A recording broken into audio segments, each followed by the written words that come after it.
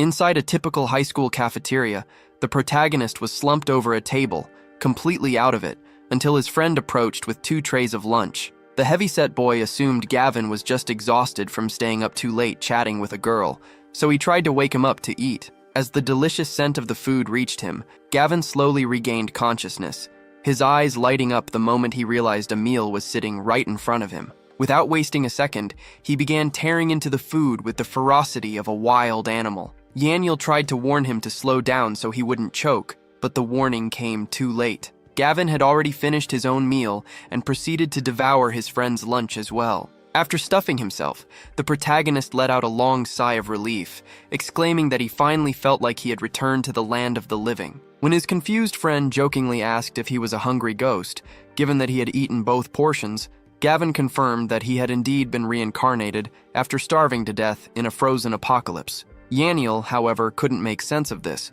and simply concluded that Gavin was acting crazy because of a recent breakup. Ignoring the skepticism, the protagonist placed a hand on his friend's shoulder and expressed how glad he was to see him alive, saying they now had a chance to start over. Creeped out by the strange comment, Yaniel reminded him that being alive was normal. Gavin then asked for the current date, and upon learning it was August 8, 2020, he revealed that the world would enter a severe ice age with temperatures dropping to -50 degrees in just 2 weeks. Thinking his friend was speaking nonsense, Yaniel dismissed the warning but still offered to help if Gavin was in some kind of trouble. Taking advantage of the offer, the protagonist immediately asked to borrow $1 billion. The request was so ridiculous that Yaniel spat out his drink, asking if he was serious. When Gavin insisted he was, his friend flatly refused, joking that he couldn't get that kind of cash even if he sold his own father, although he humorously added that he might consider it for $500 million before getting annoyed at Gavin's shamelessness.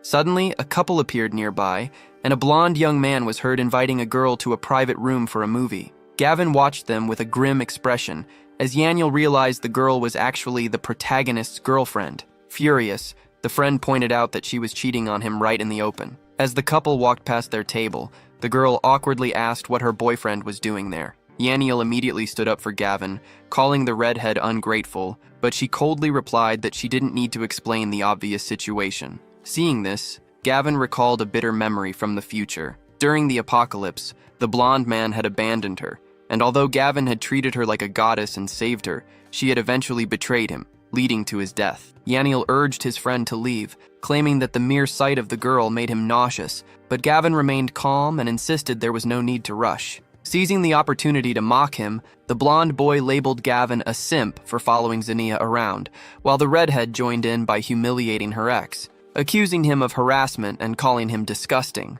When Gavin simply asked if she was finished with her performance, Zach scoffed, wondering if he planned to use his pathetic devotion to try and win her back. Despite Yaniel's desperate attempts to drag him away, completely confused by his friend's fixation, Gavin requested just 5 more minutes. Zach found the request amusing and remarked that he was curious to see what he could possibly achieve in such a short time. Without a second thought, the protagonist slapped Zach across the face, leaving Xenia worried about her new boyfriend and the entire cafeteria stunned. Furious, Zach demanded to know how he dared to strike him and lunged forward, shouting that he would finish him off, but Gavin was faster and landed a solid kick. While Yaniel cheered for his friend's sudden change in attitude, Xenia rushed to help Zach, threatening her ex that he was a dead man for touching the heir to the dragon group. Zach stood up, boasting about his black belt in Taekwondo and refusing to lose to a punk, but Gavin immediately countered with an uppercut, dismissing him as trash.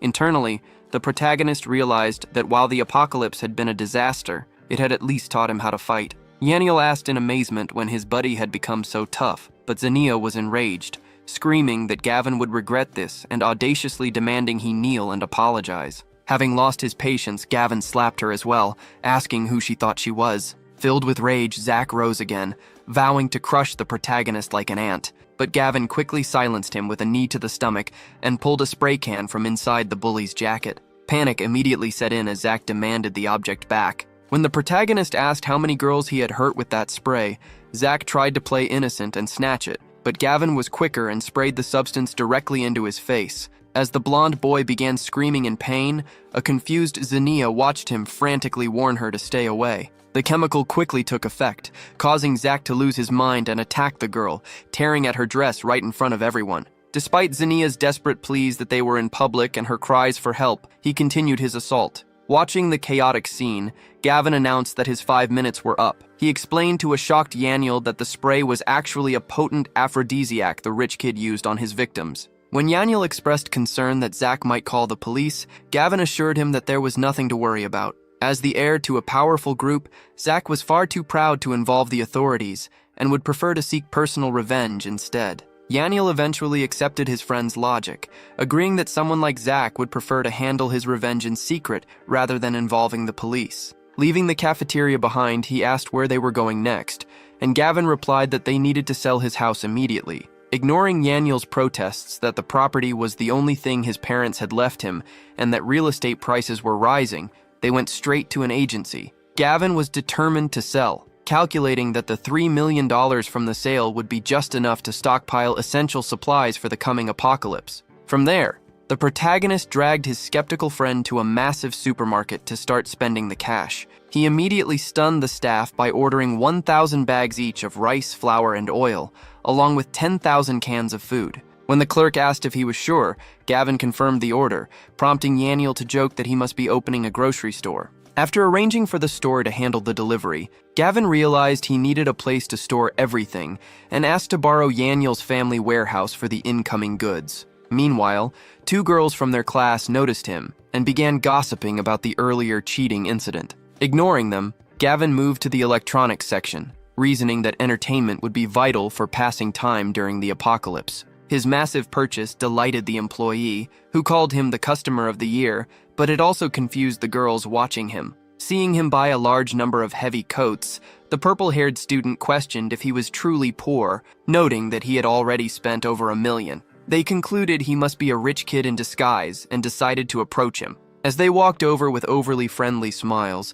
Gavin recognized them not as classmates, but as the thugs who had robbed him in the freezing cold of his past life. They made phony small talk and complimented his looks, eventually inviting him to grab a bite to eat. To their surprise, he accepted the invitation, telling Yaniel to go ahead and manage the supplies at the warehouse. The girls secretly celebrated, planning to take their new target to an expensive luxury restaurant to drain his wallet. Once seated at the high-end venue, Gavin looked at the menu and pretended to be concerned about the prices. The girls, however, dismissed the cost and ordered lavish dishes like caviar, lobster, and prime steak. After enjoying the feast for an hour, the purple-haired girl asked how the food was, and Gavin simply excused himself, walking straight to the front desk. At the front desk, the hostess presented Gavin with a bill for $18,000, but he completely ignored it. Instead, he shocked the receptionist by requesting a massive takeaway order of 100 tables containing the exact same dishes, scheduled for pickup in 10 days.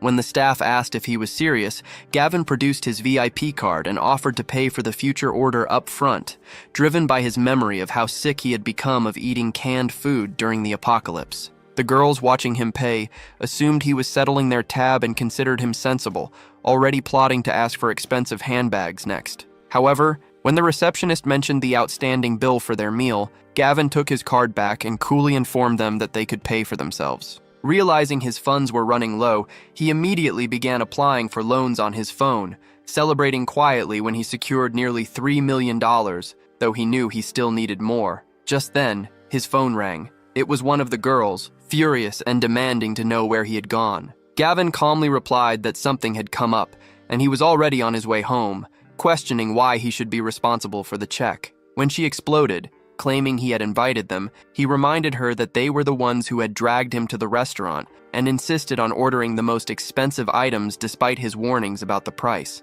Desperate and facing a massive bill they couldn't pay, the girl lashed out, calling him a broke loser and a disgrace. To prove he had money, Gavin told her to ask the hostess about the massive catering order he had just placed. Once the staff confirmed the purchase, the girl's tone shifted to begging, but Gavin simply hung up, refusing to baby them any longer. With no money to cover the cost and under pressure from the staff, the purple-haired girl panic-dialed someone named Hunter to teach Gavin a lesson. Meanwhile, Gavin stopped at a lottery shop after leaving the restaurant, recalling a specific set of winning numbers from his past life. He purchased a ticket, excited by the knowledge that he only had to wait 2 days to collect the prize. When he returned to the warehouse, Yaniel complained about being left behind, though Gavin promised to take him out for fun later. The chubby friend still couldn't grasp why they were spending a fortune on supplies, dismissing Gavin's explanation about saving lives during the apocalypse as total madness. Despite Yaniel's skepticism, Gavin assured him that within a few days,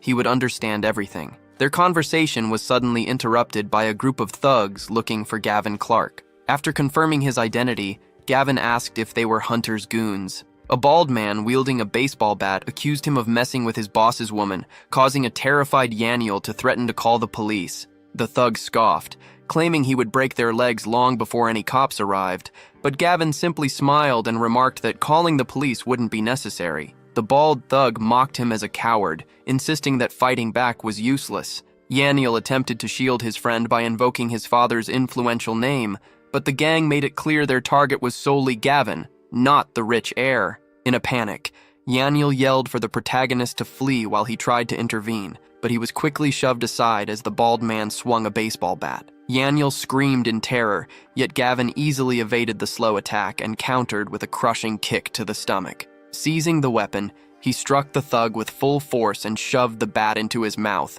shocking the rest of the group with his raw strength. Undeterred, Gavin challenged the remaining goons to attack at once. The blonde leader gave the order, but the protagonist single-handedly took them all down, leaving Yaniel staring in disbelief at this new version of his friend. With his enemies on the floor, Gavin demanded $100,000 from each of them. When one complained about extortion, Gavin struck him with the bat and threatened to break their legs, quickly securing $600,000. He told himself he wasn't cruel, but the harsh reality of the apocalypse had changed him. Keeping his promise of excitement, he took Yaniel to a nightclub. While his friend enjoyed the atmosphere and the dancing women, thanking him for the distraction, Gavin approached the bar and requested to see the boss for a delivery. They were led down a corridor lined with security, causing Yaniel to nervously ask what was happening. Inside, the guards saluted Mr. Lowe, who questioned why the boys were there. Gavin introduced himself, claiming he had goods to deliver. When Lowe noted they were empty-handed, Gavin intrigued him by pointing to himself as the merchandise. However, the mood shifted when Lowe ordered his armed men to capture them. Facing gunpoint, a terrified Yaniel tried to use his father's name again and demanded to know what the delivery was. Gavin calmly revealed that the man trafficked human organs, causing Yaniel to completely panic. Unflinching, Gavin challenged the boss and offered his own body for $10 million. Lowe countered with $5 million, claiming the market was down, and the protagonist agreed, provided he got the cash up front and delivered the body in 3 days. Satisfied with the arrangement, Mr. Lowe called for the paperwork, but when his men produced only a single document, Gavin signaled that his friend was part of the deal too. Yaniel shouted in protest that he wasn't selling anything, but the protagonist ignored his desperation and insisted he was, leading a henchman to force the terrified boy to sign the contract at gunpoint. Once they were safely outside, Yaniel was furious, questioning whether Gavin had any humanity left after betraying him like that. The protagonist tried to calm him down, and even when his friend pointed out the extreme danger of crossing a gang leader, Gavin simply stated that the boss would be history within 3 days. He then invited his skeptical friend to witness the coming apocalypse and led him to a real estate agency to rent a specific mansion. Although Yaniel was confused by the sudden need for a luxury home, Gavin explained that the location held a special significance. He remembered dying there in his previous life and was determined to restart his journey exactly where it had ended. When the agent reported that the owner refused to rent regardless of the price, Gavin escalated his offer from double to 10 times the rate, offering to pay everything up front. This massive sum immediately convinced the agent to secure the deal, with Gavin adding the condition that he must be allowed to renovate the entire property. While waiting in the hallway, they spotted his ex-girlfriend, Zania, being urged by her mother to pursue Zach. Gavin explained to a confused Yaniel that Zach lived nearby, just as the redhead noticed them and glared with disgust, accusing her ex of stalking her and warning that their previous conflict wasn't over. Her mother joined in, mocking Gavin as a failure with no future, and even threatened to have Yaniel expelled when he tried to defend his friend. Gavin scoffed at their dramatic reaction, but Zania arrogantly claimed he couldn't possibly afford the rent. Just then, the agent returned to confirm the monthly rate was over $25,000. To the shock of the women, the deal was real, though Zania vainly assumed he was doing it just to be near her, a level of delusion that baffled both boys. The agent then clarified that, due to the 10 times offer, the initial payment was $250,000. As the mother and daughter stood frozen in disbelief, convinced it was a fake act, Gavin displayed the transfer receipt on his phone, took the keys, and secured permission to rebuild the house. The girl's mother began to question her own judgment, wondering if Gavin might actually come from a wealthy family after all. Meanwhile, the protagonist asked his friend if he had connections to the head of the city's biggest renovation firm. Although Yaniel couldn't understand why anyone would want to remodel a rented property, Gavin cut off his questions, simply telling him to arrange the meeting and promising that everything would make sense by that evening. Using his father's influence, the friend managed to schedule the appointment, for which Gavin thanked him by promising a truckload of instant noodles as a reward. When Yaniel complained about the strange gift, the protagonist assured him that his father would not only love it but praise him for it later. Upon arriving at the renovation company, the receptionist asked them to wait for the boss. By sheer coincidence, the ex-girlfriend and her mother were also in the waiting area, having their own renovation funded by Zach. Noticing the boys, the redhead immediately accused the protagonist of stalking her again, sneering that he should keep dreaming if he thought he could win her back. Annoyed by their constant presence, Gavin wondered why he kept running into these idiots, while Yaniel tried to explain that they were genuinely there for business, only to be scoffed at by the girl. Gavin ignored them and confirmed his appointment with the receptionist, leaving the mother and daughter convinced he was just showing off. When Mr. Zhao, the company boss, finally appeared and asked who his meeting was with, the receptionist pointed toward the protagonist's group, but the two women interrupted, ecstatic. The mother assumed Zach's influence had brought the boss out personally and took the chance to mock Gavin, pointing out that her daughter was getting VIP treatment while he had to wait. Confidently, Zania stepped forward to introduce herself, but Mr. Zhao looked confused and asked if she had an appointment. When she insisted she did, the man, failing to recognize her, asked if her name was Gavin Clark. Upon hearing her reply that she was Zania, he abruptly pushed her aside, telling her not to block the way if she wasn't the client he was looking for. Mr. Zhao immediately recognized the protagonist when he introduced himself, though he was surprised by his youth before inviting him to talk in private. Left behind and baffled, the girl's mother watched them leave, while the redhead rationalized that the special treatment was solely due to the rich friend's family connections. Inside the office, Mr. Zhao asked about the project details. When Gavin stated he wanted to renovate a mansion, the boss initially dismissed it as a small job suitable for a director rather than himself, explaining that he only handled major projects. However, Gavin insisted that Mr. Zhao handle it personally, claiming it was indeed a massive undertaking. When pressed for a budget, the young man calmly announced that he was prepared to spend at least $30 million. Floored by the figure, Mr. Zhao could barely believe his ears, and had to ask if the young man was sure he meant $30 million and not just 3. Gavin confirmed the figure, prompting a director to rush into the room, eager to assist with such a lucrative project. However, Mr. Zhao immediately dismissed his subordinate, insisting that he would handle this matter personally. Curious about the purpose of such a massive investment, the boss noted that the money was enough to buy a brand new mansion, but the protagonist simply handed him a roll of paper containing the blueprints. As he reviewed the drawings, Mr. Zhao was startled to see that the design resembled a military bunker. Gavin explained that the budget was flexible and could increase, but his only strict requirement was that the construction had to be finished within half a month. Although the boss remarked that the project looked like a fortress built for doomsday, he accepted the challenge after Gavin confirmed it was indeed for the apocalypse and offered $20 million up front. Witnessing the deal, the chubby friend was flabbergasted by the total expenditure of $35 million and called Gavin crazy. The protagonist dismissed the concern, stating that money would soon be worthless, and revealed that he had even taken out $10 million in loans to fund the plan. Yaniel could only hope that this story about the end of the world was actually true. Just then, the ex-girlfriend reappeared, mockingly asking how much he had spent just to grab their attention. Annoyed, Gavin retorted that his business didn't concern her, and he wasn't trying to impress anyone. The girl's mother then bragged that her daughter had spent $1 million, calling that real power, but Yaniel chimed in to reveal that his friend had just dropped $35 million.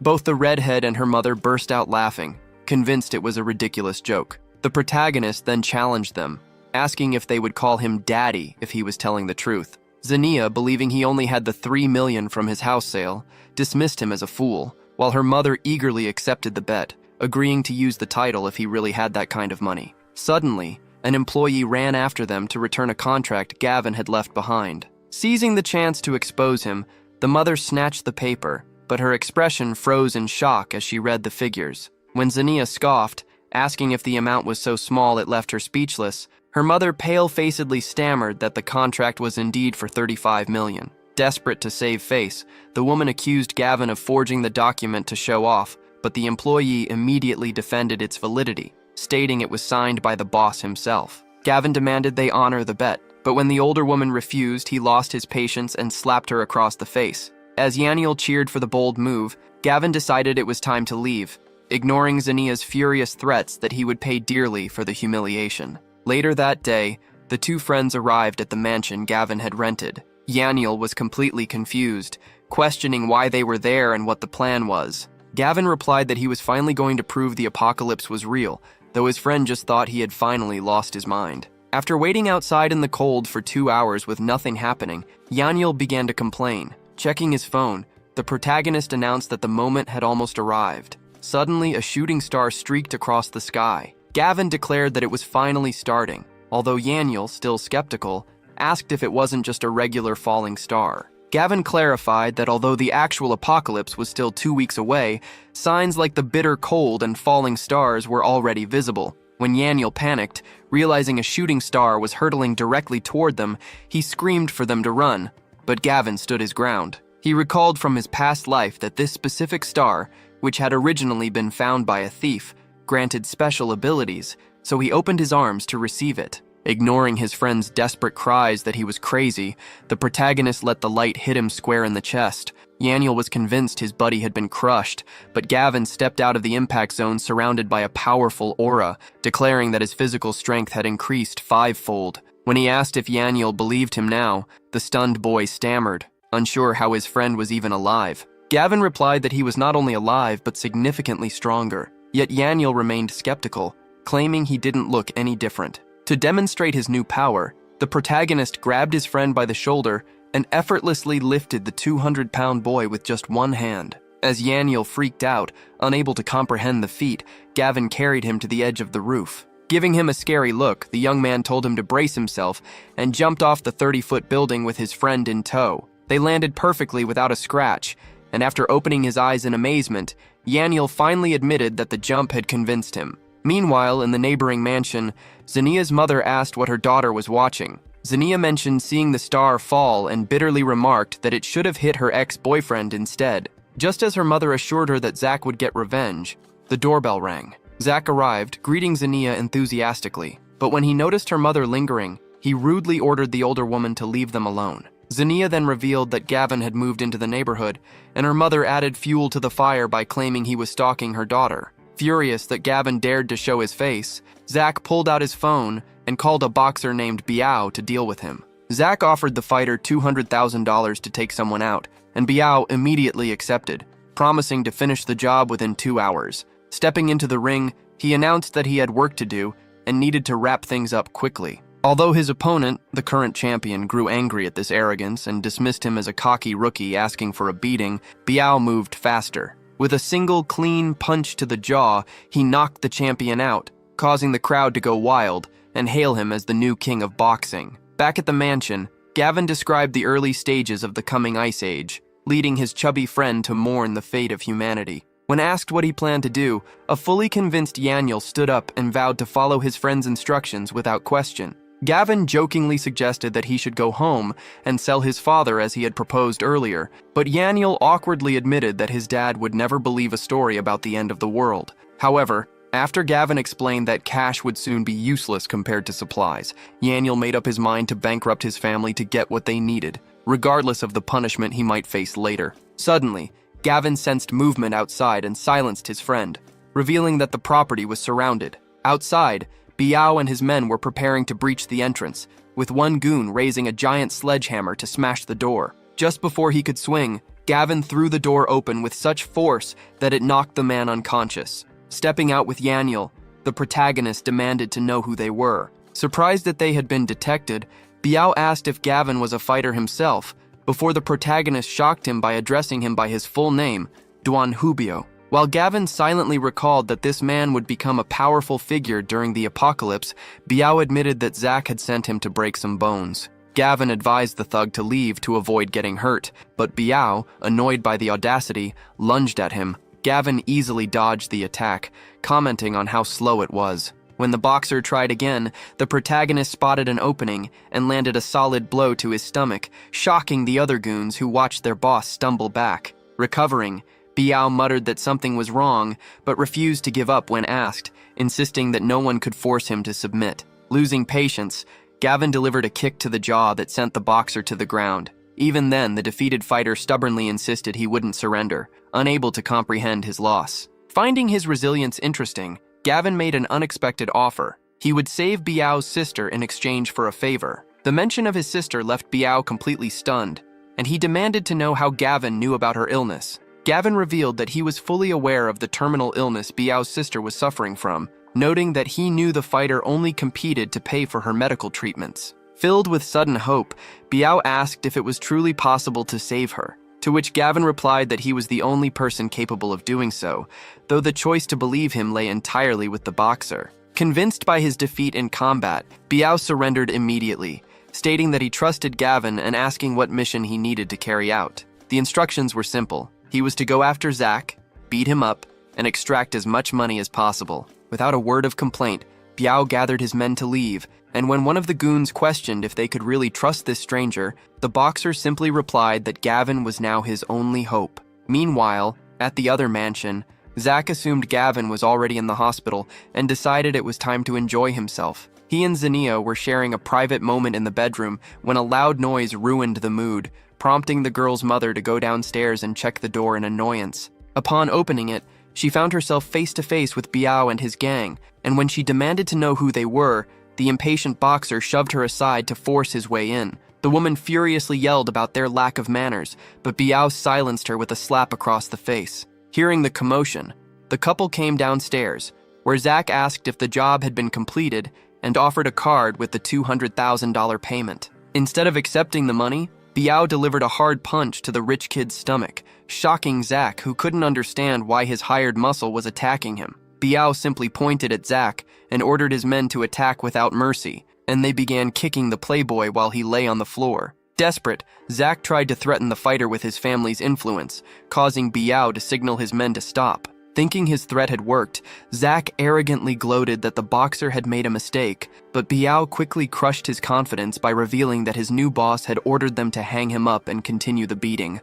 As he was dragged away screaming that they were insane, Zach began to wonder if Gavin was the one behind this. While hanging in the air, the playboy finally admitted his transfer limit was $10 million, which Biao demanded he send immediately. Back at their rented home, Yaniel showed the protagonist a message about a class training session. Gavin initially declined the invitation, but he quickly changed his mind after learning the event was located near North New City. Just as he confirmed his attendance, his phone rang with a call from Biao confirming that he had secured the $10 million from Zach. Later, the scene shifted to a lottery shop where Gavin went to check his ticket, hoping to use the winnings for more supplies. However, he was shocked to discover he hadn't won. He briefly considered the possibility of the butterfly effect, but dismissed it as impossible, reasoning that nothing else in the world appeared to have changed. Realizing he needed to find an alternative way to secure cash for his supplies, Gavin joined the other students the next day for their college practical training. He was quickly confronted by the two girls from the restaurant, who demanded to know how he had the audacity to show his face. When Gavin simply asked why he shouldn't, the one with glasses angrily explained that they had been forced to work for a month just to pay off the massive bill he left behind. Unfazed, the protagonist asked what their problems had to do with him, prompting the girls to switch tactics. Trying to seduce him, they claimed they would do anything if he covered their debt, with the purple-haired girl specifically offering a night together in exchange for $20,000. However, Gavin flipped the script and asked to borrow $40,000 from them instead, leaving the pair absolutely furious. Just then, Yanil arrived, and the protagonist immediately noticed his swollen eyes. When asked what happened, his friend admitted the swelling was from crying in a desperate attempt to convince his father that the apocalypse was real. Excited by the dramatic strategy, Gavin asked if it had worked, but Yenil sadly reported that his father had ignored him for hours before eventually giving him a beating. Gavin offered some comfort, telling him not to lose hope since accepting the end of the world had taken time even for him. Their conversation was cut short when a professor ordered everyone to board the bus for the training site. Once they were seated, Yenil complained about being thirsty, but Gavin didn't have any water to give him. A girl sitting next to the protagonist noticed the situation and kindly offered her own bottle,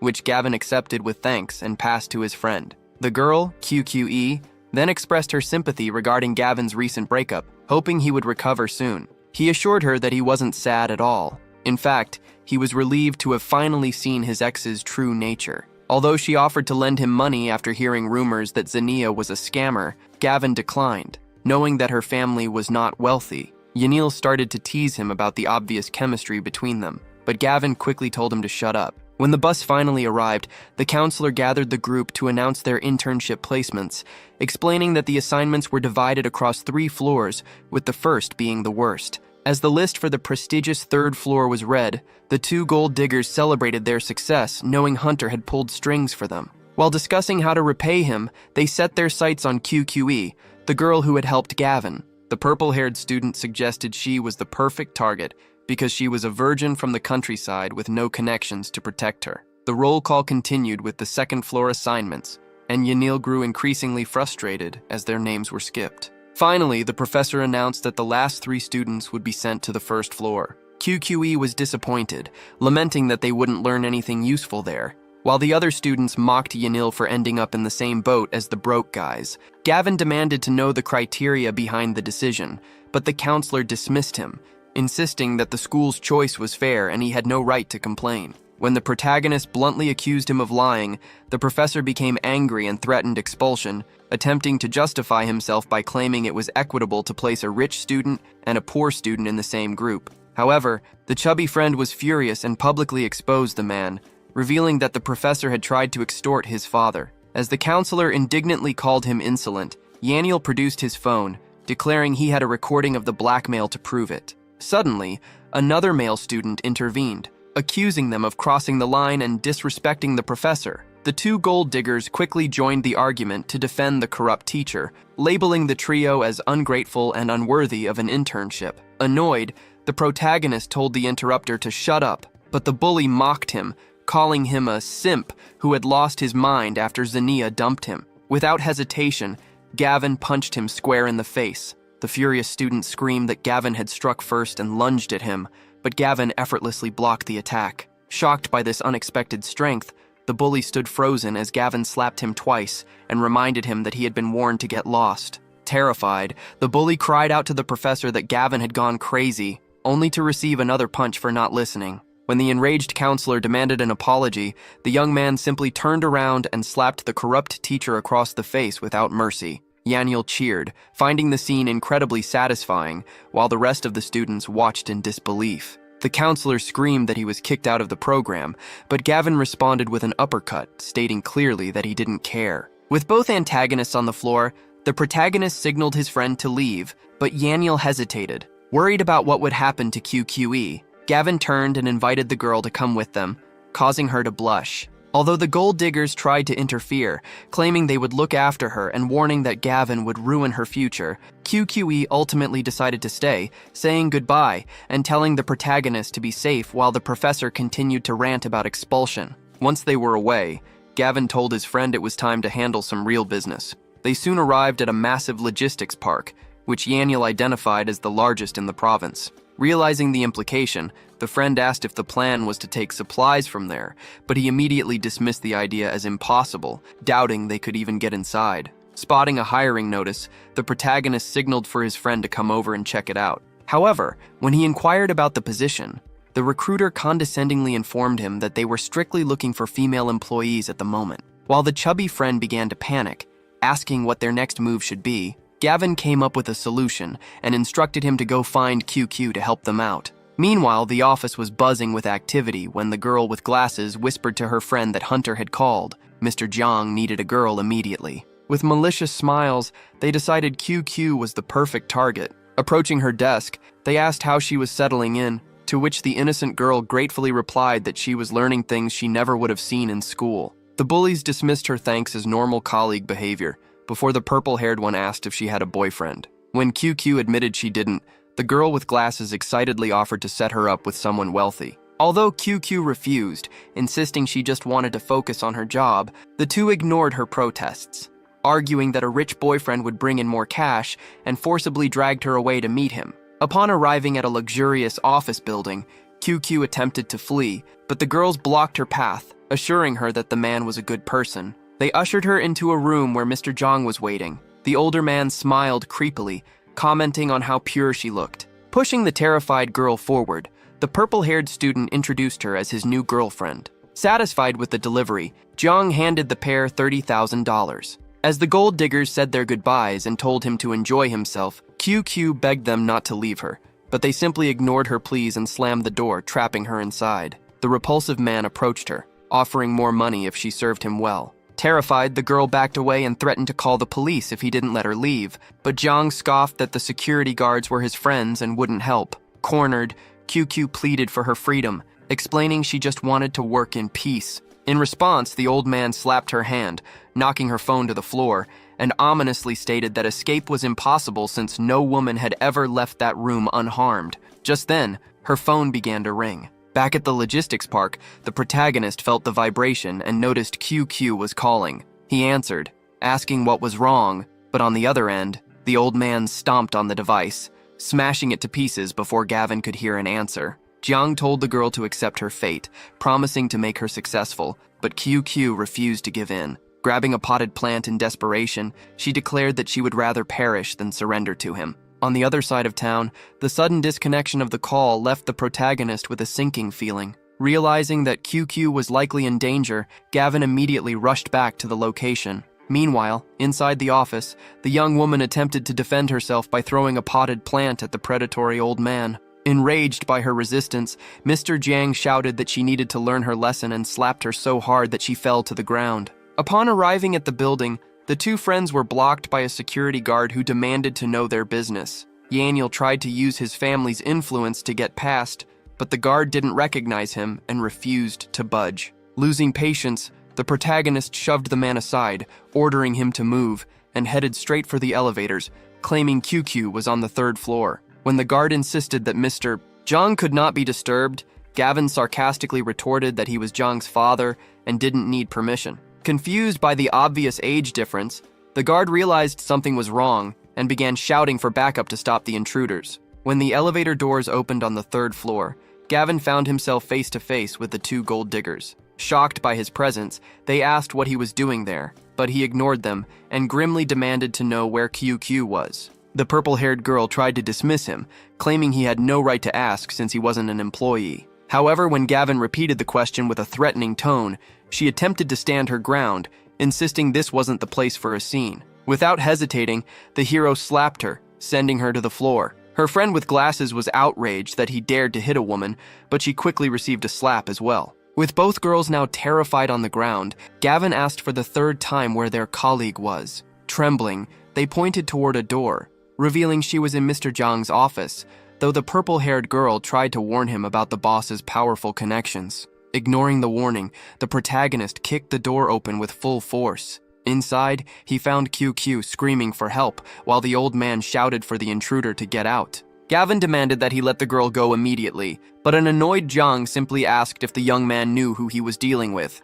Unintimidated, Gavin grabbed the creep's finger and twisted it, causing Zhang to scream in pain and desperately call for security. Annoyed by the noise, Gavin silenced him with a kick straight to the face before turning to QQ to ask if she was okay. Relieved, the young woman told him that he had arrived just in time. At that moment, the security team finally arrived, demanding to know who was causing trouble. Mr. Jiang scrambled to his feet and ordered his men to eliminate the intruders, a command that delighted the two gold diggers who felt the protagonist deserved a beating. However, their celebration was cut short when one of the guards was thrown through the air, crashing directly into the girls. Within seconds, Gavin had incapacitated the entire security squad, leaving the women in shock. Cowering on the floor, the terrified boss asked what more the young man wanted. Gavin simply replied that he would ensure the old man never thought about women again, before delivering a crushing blow to his groin. With Zhang incapacitated, the protagonist turned his terrifying gaze toward the two girls.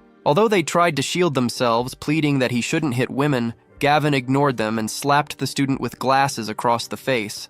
followed immediately by the purple-haired one. He warned them that he had only spared them from serious injury because they might still be useful, then gathered his friends to leave the wrecked office. Behind them, one of the girls attempted to help the boss and offered to call the police, but Jiang slapped her away, demanding to be taken to the hospital instead. He then grabbed his phone and called a contact, desperately asking for help to destroy the boy. Once they were safe outside, QQ thanked the protagonist but worriedly admitted that she had lost her internship and didn't know how she would find work. When Gavin offered to help her secure a job, she eagerly accepted, and the group returned to the logistics park where the day had begun. QQ was surprised to learn he wanted her to work there, pointing out that the open position was for a warehouse manager while she held a degree in finance. However, Gavin encouraged her, insisting that all work was valuable and she could shine anywhere. With the recruiter growing impatient about closing time, Gavin urged her to apply, and she agreed to take the position. After saying goodbye and promising to visit her in a few days,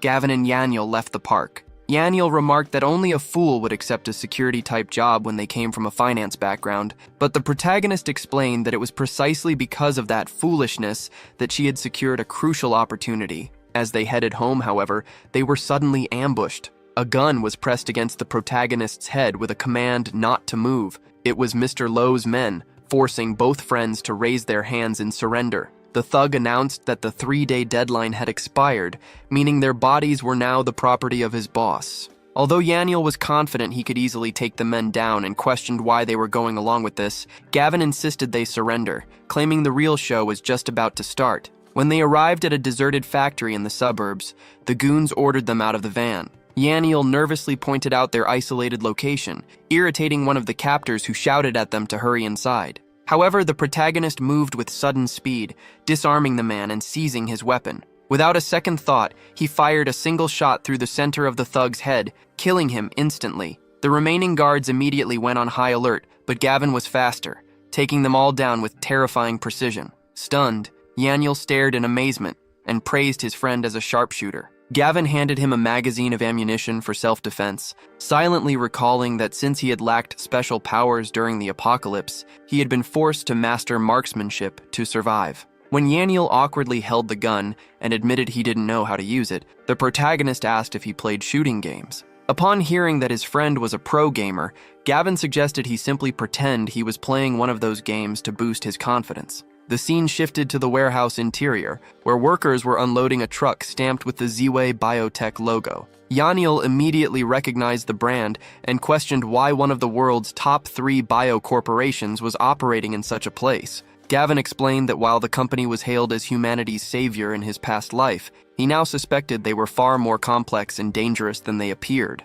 Suddenly, 2 uniformed guards spotted the intruders and shouted a challenge, but the protagonist reacted first, gunning them both down. He checked one of the bodies and found an ID card, confirming that they were indeed Z-Way employees. Further inside, a blonde woman was concluding a deal with Mr. Lowe, expressing the corporation's satisfaction with the fresh parts he had provided. Lowe replied that the honor was his, mentioning that 2 more live subjects were arriving to complete the batch just as he noticed the boys approaching. He introduced them to the woman as the final pieces of the set, ironically asking if she was pleased that they were still alive and kicking. The woman, however, looked intrigued and asked why the merchandise was carrying guns. Mr. Lowe was shocked to realize they were armed, but before he could speak, Gavin shot him without hesitation. The bullet struck Mr. Lowe square in the knee, causing him to collapse and scream in pain as he frantically ordered his men to capture the intruder. Gavin immediately opened fire, systematically taking down the thugs. Watching the display of marksmanship, the woman couldn't help but be impressed, while the wounded boss screamed for his men to capture them. Instructing Yaniel to stay hidden, the protagonist continued to engage the remaining enemies. Enraged that anyone dared to challenge him on his own turf, Mr. Lowe rescinded his earlier order to harvest their organs and commanded his men to simply crush them. However, Gavin's speed and precision were overwhelming. Despite the guards and the Z-Way executive shouting and returning fire, the last of the henchmen soon collapsed right at the woman's feet. With the room cleared, Gavin and his friend approached the 2 survivors. When the woman demanded to know what they wanted, Gavin aimed his weapon at them, retorting that he was the one asking the questions. Mr. Lowe, annoyed by the boys' audacity, questioned if a punk like him was even qualified to know their business. In response, the hero fired another shot, striking the trafficking boss in the shoulder. Staring coldly at the man now kneeling and clutching his wound, Gavin told him to repeat himself. Trying to maintain his composure, Mr. Lowe warned that he wasn't easily scared and that the boy had no idea who he was messing with. Instead of finishing it himself, the protagonist turned to Yaniel and ordered him to kill the boss. The chubby friend was completely shocked by the request, but Gavin maintained a cold, serious expression and insisted he follow orders. Seizing the moment of hesitation, Mr. Lowe grabbed a fallen gun from the floor and cursed at them, but Yaniel reacted faster. Squeezing the trigger with his eyes closed, he fired a single shot that pierced the trafficking boss's forehead, leaving Mr. Lowe with a look of stunned disbelief in his final moments. Seeing the body on the floor, Yaniel began to panic, realizing he had just taken a human life. Dismissing the dead boss as trash whose knowledge paled in comparison to hers, Gavin turned his attention to the Z-Way executive. Surprised that he knew of her importance, she asked who he was and how he knew her name. The protagonist replied that his identity didn't matter, though he taunted her by suggesting she could call him Daddy if she insisted. Furious at the insolence, she yelled at him, but Gavin remained unfazed and simply shot her in the leg. As she collapsed, screaming in pain, she tried to threaten him with the consequences of attacking a Z-Way executive, but he ignored her words and shot her in the other leg without hesitation. Approaching her, he made it clear he had no interest in empty threats. Desperate and terrified, the woman begged him to stop, revealing that the organs provided by Lowe were being used for research into human evolution and bioweapons. She then offered to take him to the facility if he agreed to spare her life. Upon realizing the connection, Gavin experienced a flashback of the Manus war god, understanding that the creature was the result of these experiments, which had begun long before the apocalypse. The woman was stunned by his specific knowledge of such a classified project, asking how he could possibly know their secrets. Meanwhile, Yaniel pried open a nearby crate and screamed in horror to find it filled with human organs. Seeing the situation escalate, the executive attempted to recruit the protagonist,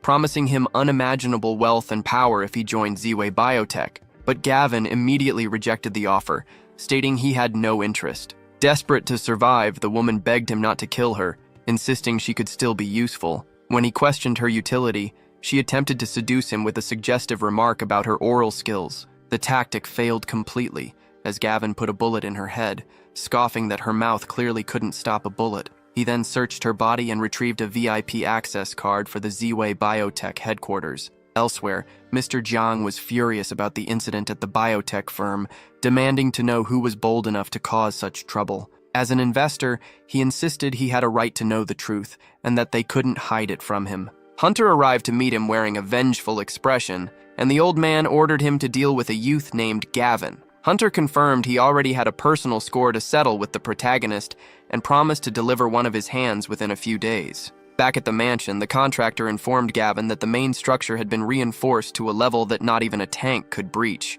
He added that the internal renovations, including the ventilation and underground water systems, would be completed within a week, for which the protagonist expressed his gratitude. Just then, a woman approached and introduced herself as Aunt Liu from the residence committee. After welcoming the new neighbor, she invited him to join the neighborhood group chat to facilitate communication. Once he accepted, she noticed several cardboard boxes left over from the construction and asked to take them, assuming he had no use for them. Gavin agreed that he didn't need the boxes, but explained that it wasn't convenient for her to enter the property at that moment. Aunt Liu insisted, claiming she would go get a cart, which forced Gavin to be firmer and ask her not to delay the construction work. She called him stingy, and although he diplomatically offered to bring the boxes to her house the following week, she refused. She demanded to take them immediately, fearing that someone else would sell them before she had the chance. Losing all patience, the protagonist snapped and shouted at the woman to leave immediately. Taken aback by his outburst,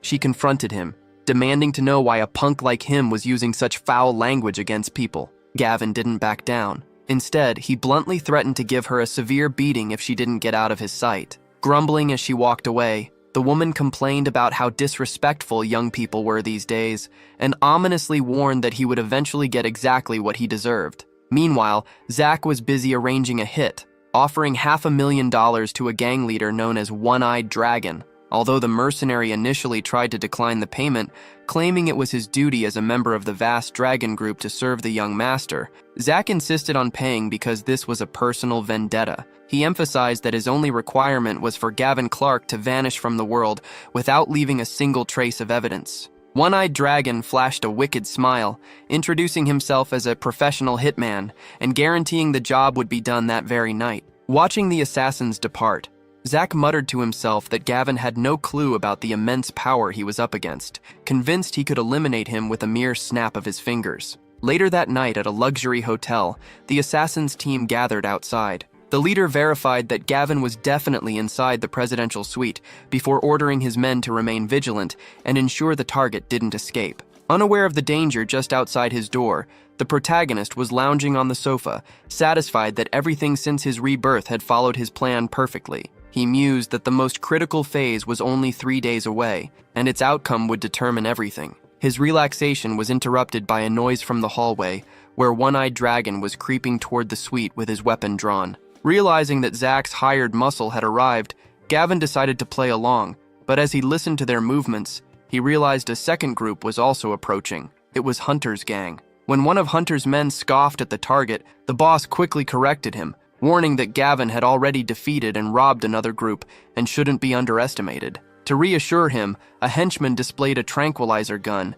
claiming they were fully prepared this time. Hunter then issued his final command. They were to beat Gavin severely and slice off one of his ears to present to Mr. Jiang as proof. Inside the suite, the protagonist smiled, realizing the night was about to get interesting. He decided to enjoy the chaos and switched off the lights. Interpreting the sudden darkness as a sign that their target was asleep, One-Eyed Dragon ordered his team to storm the room immediately. Simultaneously, Hunter's gang made the exact same assumption and moved in from the opposite side, leaving both groups completely unaware that they were converging on the same spot in the dark. It wasn't long before One-Eyed Dragon spotted a silhouette. He signaled his men to halt and aimed his weapon at the figure, who was actually Hunter, ordering him to freeze. Confused and believing he was addressing the target, Hunter retorted that he was the one who shouldn't move an inch. Annoyed by this perceived arrogance, One-Eyed Dragon demanded to know how a mere punk dared to speak to him that way. Hunter, equally furious, shouted back,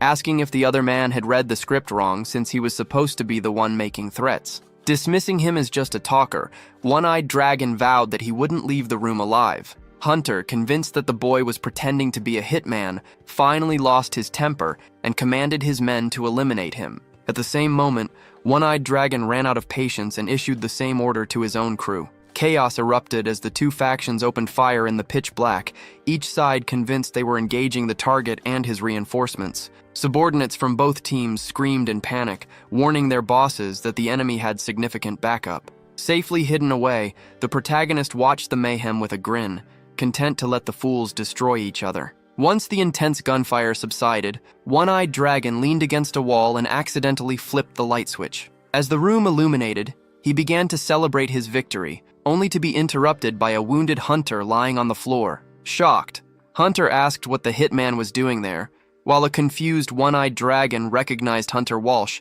and demanded to know where Gavin was. When Hunter yelled that he was there for the exact same reason, the two leaders realized they had been played. Furious, One-Eyed Dragon screamed in anger, deducing that Gavin must have escaped long ago. 3 days later, Yaniel approached the protagonist with an update. He revealed that Counselor Q Changdong had pulled strings to get Gavin expelled from school. However, Gavin simply laughed off the bad news, remarking that a diploma would be worthless once the apocalypse began. Despite this, Yaniel remained frustrated, admitting that he couldn't stand the counselor's smug attitude as he bragged about the expulsion in the class group chat. Confident that he could handle the situation, the protagonist turned his attention to the class group chat. There, Counselor Q Changdong had just publicly announced Gavin Clark's expulsion, citing disruption and assault as the reasons. While the bully Wong celebrated the news, the counselor took it a step further by openly mocking Gavin in front of everyone. Gavin responded with a serious expression, posting a picture of a middle finger and bluntly calling the counselor an idiot. Furious at this audacity, Q Changdong retorted by labeling him an unemployed bum and warning him to watch his back. However, Gavin immediately escalated the conflict by sending a mass message formally reporting the counselor for a long-term affair with Director Lee's wife, even listing their meeting spots and surveillance footage as evidence. Yaniel was stunned by the revelation, asking how his friend could possibly know such damaging secrets. Smiling, Gavin explained that in his previous life, he and the counselor had been trapped in the school together during the apocalypse. Once societal norms collapsed, Qiu Changdong had confessed everything. Panic instantly set in for the counselor, who frantically ordered the administrator to disband the group and threatened severe consequences for anyone who leaked the chat logs. Enjoying the chaos, Yaniel laughed and decided to upload the screenshots to the school forum immediately. Shortly after, Gavin announced it was time to leave for some important business. As they walked, he asked if Yaniel's father still refused to believe their warning. Yaniel confirmed that his dad was on the verge of committing him to a mental hospital. Gavin reassured his friend that once their current task was finished, he would personally visit Yaniel's father and make him believe everything. Later, they stood in front of a house that Yaniel noted looked quite wealthy by the neighborhood standards, wondering what big event could possibly happen there. Their arrival coincided with the angry shouts of a man inside complaining that he had run out of alcohol again. The interior revealed a grim scene. A drunkard sat amidst a sea of empty bottles, while a young girl was trapped in a cage in the corner. When the man glared furiously at her, she refused to look away, staring right back at him. Enraged by her defiance, he hurled an empty bottle at the cage and threatened to rip her eyes out if she continued. He berated her as a brat who caused nothing but trouble, complaining that he had already squandered her mother's entire dowry. With a wicked smile, he declared that he intended to sell the family home, but not before selling her first, reasoning that she was worth at least enough to buy him a few more drinks. With that, the man yanked the cage open, grabbing the girl by her hair and screaming for her to get out. He admitted that he had beaten her mother to death for refusing to buy him alcohol and threatened to inflict the same fate on her if she dared to disobey. In response, the girl bit his hand, causing him to roar in fury. He raised his arm to strike her, yelling that she would join her mother today. But before the blow could land, the front door was kicked open. Gavin and Yaniel stood in the doorway, their expressions serious and ready for a fight. Still holding the girl, the man stood up and demanded to know who they were, to which Gavin simply retorted, "What do you think?" A flashback revealed the man's identity as Feng Ku, a despicable thug who, in the original timeline, had gained a hyperspace ability. Although he initially became a national hero by transporting government supplies at the start of the apocalypse, he ultimately betrayed everyone, fleeing with a massive shipment. This act of theft led to the starvation and freezing deaths of 1 million people.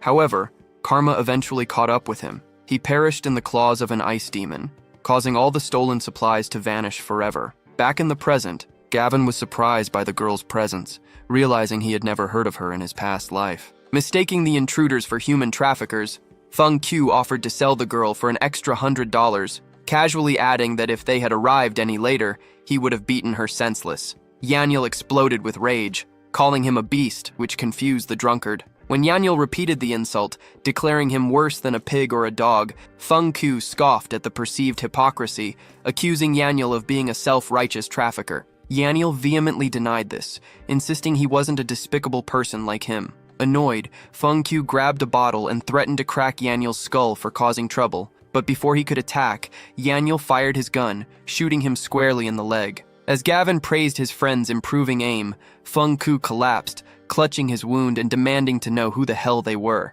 Yaniel warned that he wouldn't let a scumbag like him get away with his crimes. Seizing the distraction, the girl suddenly grabbed a broken bottle and smashed it over Feng Qiu's head, shocking both Gavin and Yaniel with her ferocity. Bleeding and enraged, Feng Qiu screamed in disbelief that the witch had dared to attack him. Without giving him a moment to recover, she struck again. Even as he lay injured on the floor, Feng Qiu threatened to skin her alive, but the girl, eyes filled with pure fury, raised the broken bottle with both hands for a final strike. She began beating him relentlessly. When Yaniel attempted to intervene, Gavin stopped him, instructing his friend to let her handle it. The protagonist realized that stopping the girl now would actually ruin her life, as she needed to release the overwhelming hatred she had been holding back. Consequently, she continued her brutal assault until the broken bottle in her hands was completely drenched in blood. Once the deed was done, she stood trembling with rage beside Feng Qiu's body. Yaniel, shocked by the violence, shouted that the man was dead, but Gavin coldly replied that a person like that deserved his fate. Checking the time, the protagonist warned that a major event was approaching and instructed his friend to help the girl clean up and calm down while he headed to the roof. High above the building, Gavin watched a meteor shower streak across the night sky,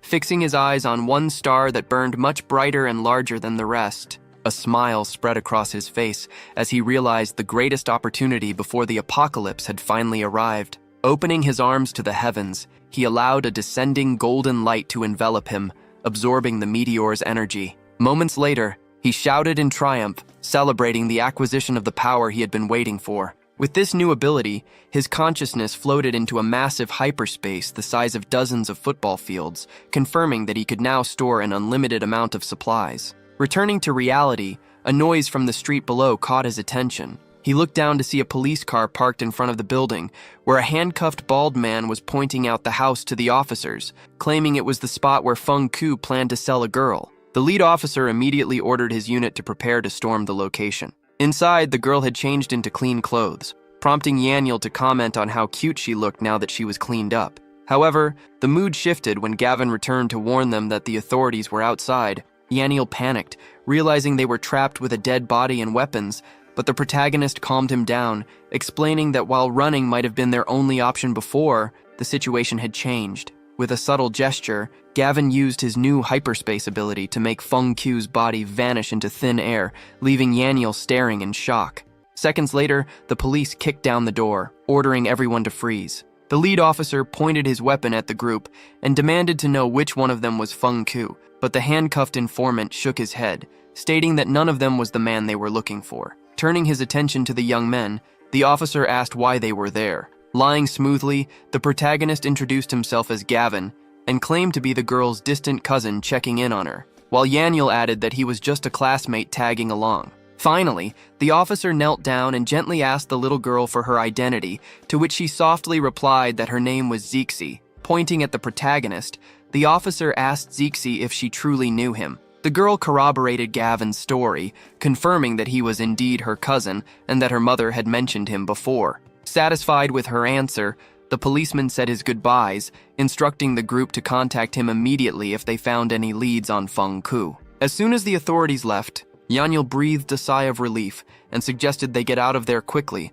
celebrating their narrow escape. However, just as he turned to go, Zixi stopped him, making him realize they had almost forgotten about her. Worried about her fate now that Feng Ku was gone, Yaniel looked to his friend for a solution. Gavin turned to the girl and simply asked if she wanted to come with them. When Zixi nodded in agreement, Yaniel insisted they take her along, and Gavin accepted, though he warned that he wouldn't support any freeloaders. To test her utility, he asked if she knew how to prepare instant noodles, and when she confirmed it with an excited smile, the deal was sealed. As the trio walked down the street together, a hungry Yaniel suggested they get hot pot, asking Zixi if she could handle spicy food. The story then shifted to 3 days prior to the apocalypse, as Gavin and Yaniel walked toward a luxurious mansion. Yaniel confessed he was still nervous, but Gavin reassured him, insisting there was nothing to fear and that they had to convince his father that day no matter what. Inside the house, Yaniel's father was reading the newspaper and angrily yelled at them to stop talking nonsense and leave him alone.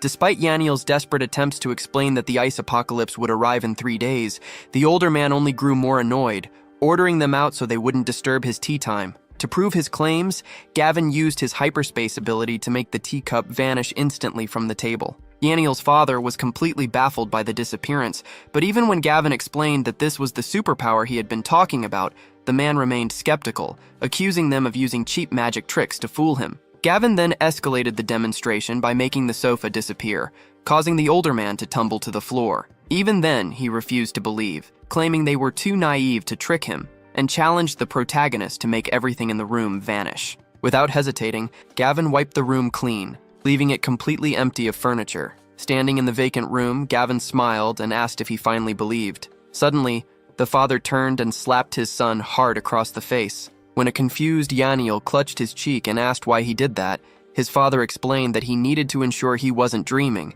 finally admitting that he believed everything. With just 2 days remaining before the ice apocalypse, the scene shifted to Yaniel receiving a bank notification for a transfer of $760 million. Bursting with excitement, he announced that his father had finally kept his promise and sent the funds. Gavin immediately split up their responsibilities, instructing his friend to focus on purchasing cold weather gear and other essentials, while he took charge of inspecting the mansion and attempting to secure weapons. Upon arriving at the newly renovated property, Gavin found it transformed into what looked like a true, impenetrable fortress. Mr. Zhou, the contractor, soon appeared to report that all construction was finished exactly according to the protagonist's specifications and asked if the work met his standards. Smiling, Gavin expressed his complete satisfaction and praised the boss for his thoroughness. Mr. Joe admitted that this had been the most challenging project his company had ever undertaken, explaining that he had personally supervised the entire process to ensure that, with enough supplies, one could safely live there for a lifetime. Gavin shook his hand and promised to transfer the final payment immediately, but as Mr. Joe turned to leave, the protagonist stopped him to offer a final warning. He advised the contractor to stay indoors for the next 2 days and stock up on as much food as possible. When the confused boss asked if a typhoon was coming, Gavin confirmed that a rare, once-in-a-century superstorm was approaching. Deciding to heed the advice, the exhausted man agreed that it would be a good opportunity to get some rest. Shortly after, a fleet of huge trucks pulled up to the mansion, delivering a massive haul of goods. Yaniel hopped out of one of the vehicles, proudly announcing that he had returned with the best and most expensive items available. Gavin directed him to move everything inside so he could store it all in his hyperspace. Nearby, an elderly woman and her grandson watched the commotion, with the grandmother wondering aloud if they were opening a supermarket in their home. Spotting a picture of sweets on one of the boxes, the little boy asked for a treat, and the woman lifted him up so he could snatch a lollipop from the top of the supply stack. Amidst the activity, Yaniel approached Gavin with a troubled expression, claiming he had run into a serious problem. When Gavin asked what was wrong, the chubby friend desperately complained that it was actually impossible to spend all the cash, lamenting that he hadn't even managed to burn through 100 million yet. Gavin handed his friend a list of addresses for several large granaries, instructing him to buy every bit of grain available. He was driven by a memory from his past life where a group of villains had stolen those specific resources, and he was determined to cut them off this time around. His planning was interrupted when a delivery worker reported a problem with the final batch of crossbows. An elderly woman was blocking the path. Upon arriving at the truck, Gavin found Aunt Lou using a utility knife to pry open a box while her grandson impatiently screamed that he wanted to eat whatever was inside immediately. Approaching her with a stern expression, the protagonist demanded to know what she was doing. Aunt Lou turned with a fake smile, explaining that since he had bought so much, her grandson simply wanted a lollipop, and she asked if he minded. Gavin gave her a cold stare and bluntly replied that he did indeed mind. Annoyed, the woman called him stingy and claimed the candy should count as an apology for their last encounter, even going so far as to demand he leave the boxes for her. Losing patience, Gavin told her to get lost, which caused her to explode with anger. She cited her position as vice director of the neighborhood committee, claiming she had the right to take things from anyone and accusing him of ruining the community's harmony. Ignoring the tension, the grandson climbed onto a crate to celebrate retrieving the candy. Gavin shouted for the woman to get the boy down, but the spoiled child refused, calling him a villain and threatening to destroy him. Just as Gavin rolled up his sleeves to intervene, the grandmother warned him to stay back. However, the boy's jumping caused the lid to collapse, sending him tumbling into a box filled with crossbow bolts, several of which pierced his backside.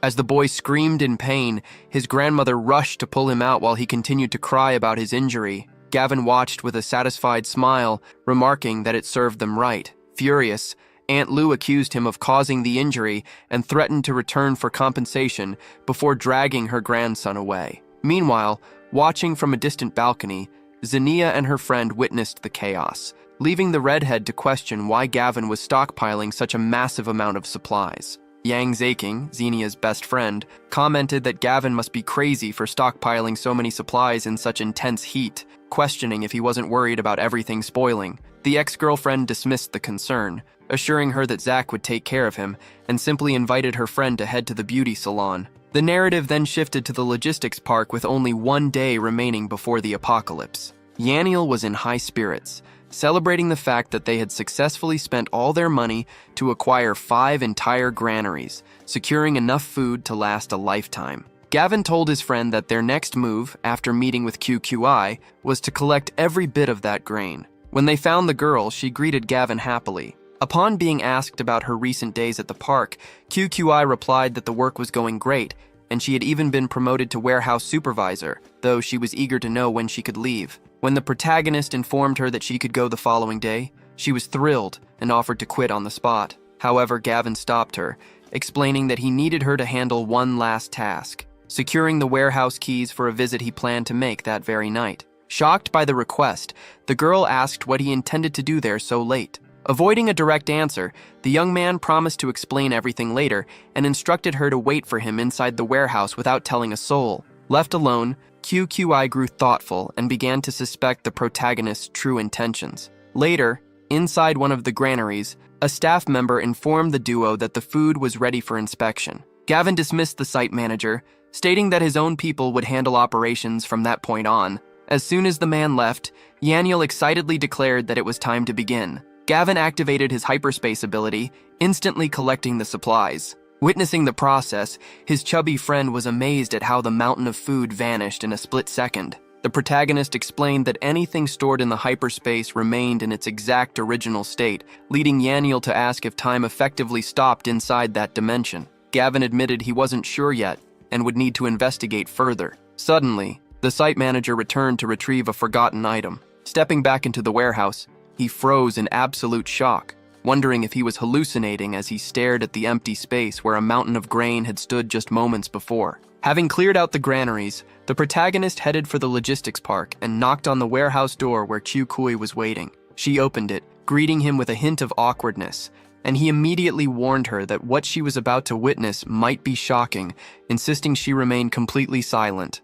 When she agreed, he asked if she was ready to begin. Misunderstanding his intentions, Kyukui closed her eyes in embarrassment, seemingly expecting a romantic moment. Noticing her distraction, Gavin called her name, telling her to stop daydreaming and follow him, which snapped her back to reality as she hurried to keep up. They stopped before the massive shelves, which were packed to the brim with supplies. As Gavin reached out, he calculated that this batch would bring his accumulated resources to an astronomical figure. In an instant, everything vanished, leaving the shelves magically bare. Panic set in for Kyukui, who screamed and demanded to know how the goods had disappeared and if he was responsible. Promising to explain everything later, the protagonist insisted they first clear the remaining warehouses. Later, inside the surveillance room, a confused Kyukui asked what they were doing there. Instead of answering verbally, Gavin used his ability to disable every security camera in the park with a single gesture. He then urged her to leave, assuring her that all answers would be provided once they returned to safety. Back at the mansion, which was now fully prepared as a shelter for the final night before the apocalypse, little Jixi served Kyukui a cup of tea. When the young man asked if she truly believed his story about the end of the world, she confirmed she did, leading Yaniel to smile and remark on her unconditional trust in Gavin. The protagonist then gathered the group to announce that the apocalypse would begin the following day, issuing a strict rule that no one was to leave the house from that moment on. However, when Kyukui mentioned she had one final matter to attend to, he granted her permission, provided she returned before noon the next day. As the countdown to the ice apocalypse finally hit zero, the scene shifted to a large office building where One-Eyed Dragon was explaining his failure to Zack. He claimed his team had encountered another hit squad targeting Gavin, resulting in accidental friendly fire, but promised that such a mistake would not happen again. Fed up with the constant failures, Zack finally lost his patience and decided to handle the matter personally. He grabbed a gun and rounded up his henchmen to accompany him. Meanwhile, Kyukui was out on the streets completing her final task before the end of the world, feeding a group of stray cats and dogs. She sadly bid the animals farewell, explaining that she wouldn't be able to provide for them anymore because of the coming apocalypse, and urging them to learn how to survive on their own. Watching her from a distance, One-Eyed Dragon pointed out to Zack that since Gavin had been holed up in his fortress, getting to him directly was nearly impossible. However, assuming the girl was Gavin's girlfriend, the thugs suggested kidnapping her as bait to force the protagonist out of hiding. Back at the mansion, a phone call left Yaniel in a state of pure panic. He rushed to Gavin with the terrifying news that Zack had captured Kyukui and was demanding he come alone to rescue her. Enraged by the situation, the protagonist declared that Zack was asking for trouble and seemingly wouldn't live long enough to witness the apocalypse. When Gavin arrived at the designated abandoned factory, Zack mocked him for being foolish enough to show up alone. Ignoring the taunts, the protagonist cut the conversation short and sternly demanded that he release Kyukui immediately. Zack signaled his men to let the girl go, but as she ran desperately toward Gavin for safety, the playboy called him naive and fired his gun directly at her. Although Kyukui panicked seeing the bullet coming, Gavin reacted with lightning speed, pulling her into his arms and dodging the shot by a mere fraction of an inch. Zack stood in disbelief that they had managed to avoid the bullet. Holding the girl close, Gavin asked if she was okay. Terrified, Chukoi warned him that the enemies were armed and urged him to flee, but he simply smiled and reassured her that there was no need to be afraid because he would take care of the rest. Turning his attention back to the playboy, Gavin announced that while he had intended to let him live a few more days, he would now end him sooner than planned. Furious, Zach ordered his men to torture him rather than letting him off easily. One of the thugs stepped forward, promising to deal with the protagonist, but Gavin instantly knocked him out, sending him flying against a wall before asking if anyone else was eager to meet their end. The display of raw strength left the remaining henchmen stunned, unable to comprehend what had just happened. Undeterred, One-Eyed Dragon signaled for more men to attack, prompting two of them to charge with everything they had. Gavin evaded them effortlessly. In a swift motion, he seized an attacker's arm, neutralized the knife with his bare hands, and turned the weapon on the thug, stabbing him in the leg. Spinning around, he inflicted similar wounds on the other two assailants, sending them crashing to the floor in agony. Watching the violence unfold, Kyukoi stood frozen, unable to believe the immense power Gavin possessed. Zach began to panic, confused as to how the protagonist had acquired such skills, but One-Eyed Dragon calmed him down by reminding him that they still held the advantage of firearms. Leveling his weapon at the protagonist, the gang leader challenged him, daring him to try dodging a bullet. However, before he could pull the trigger, he was struck in the chest by a shot and stood completely stunned.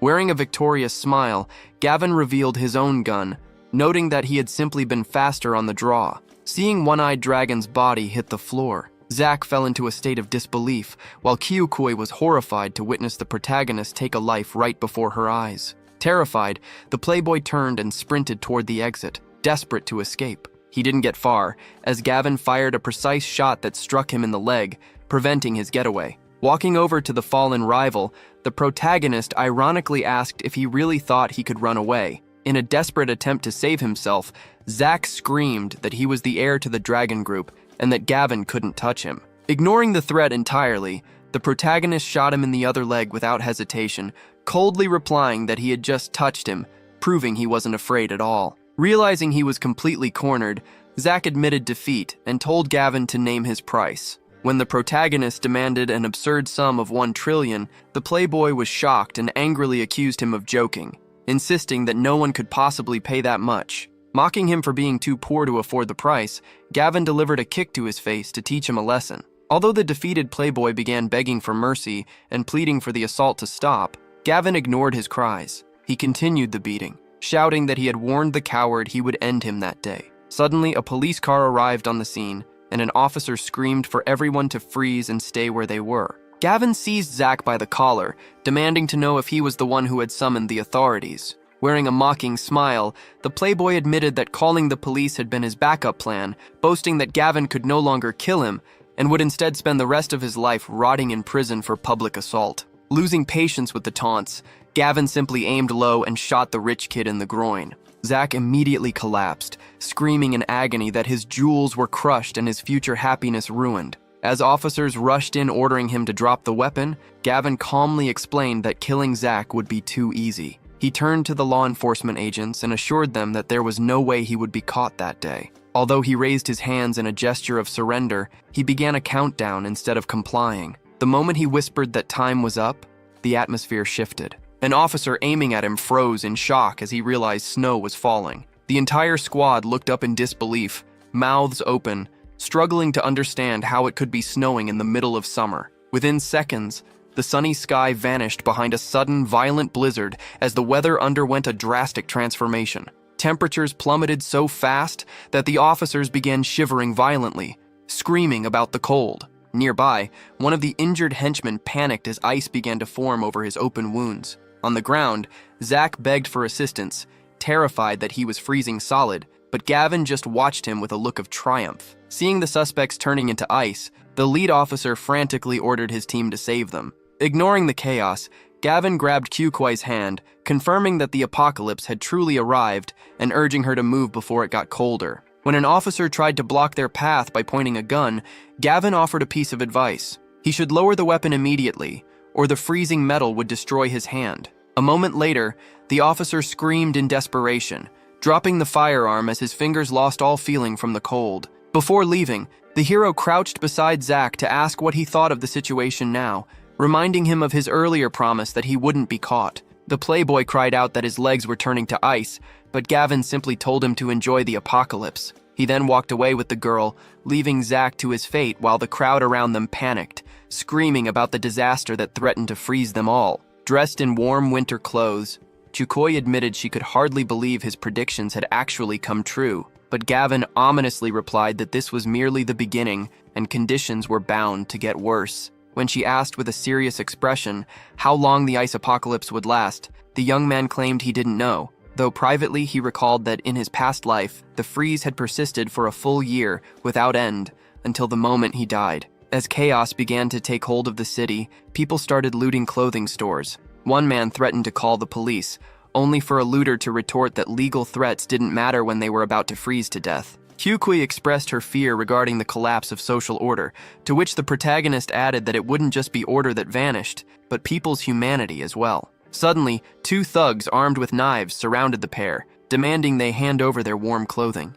Unfazed, the hero stared at them coldly, remarking that they must have a death wish and ordering them to get lost. While one thug grew furious at this arrogance and urged his partner to attack, Gavin instantly knocked the charging attacker unconscious with a single, clean punch. He then drew a gun and leveled it at the remaining man's head. Terrified, the thug froze as Gavin ironically asked if he still found him arrogant. In a panic, the man quickly insisted he wasn't arrogant at all, claiming instead to be very humble. With the situation resolved, they returned to the mansion, which was now blanketed in snow. Inside, the chubby friend was in high spirits, celebrating the weather while the group enjoyed a delicious hot pot. During dinner, the protagonist issued a strict warning that they were not to open the door for anyone from that point on.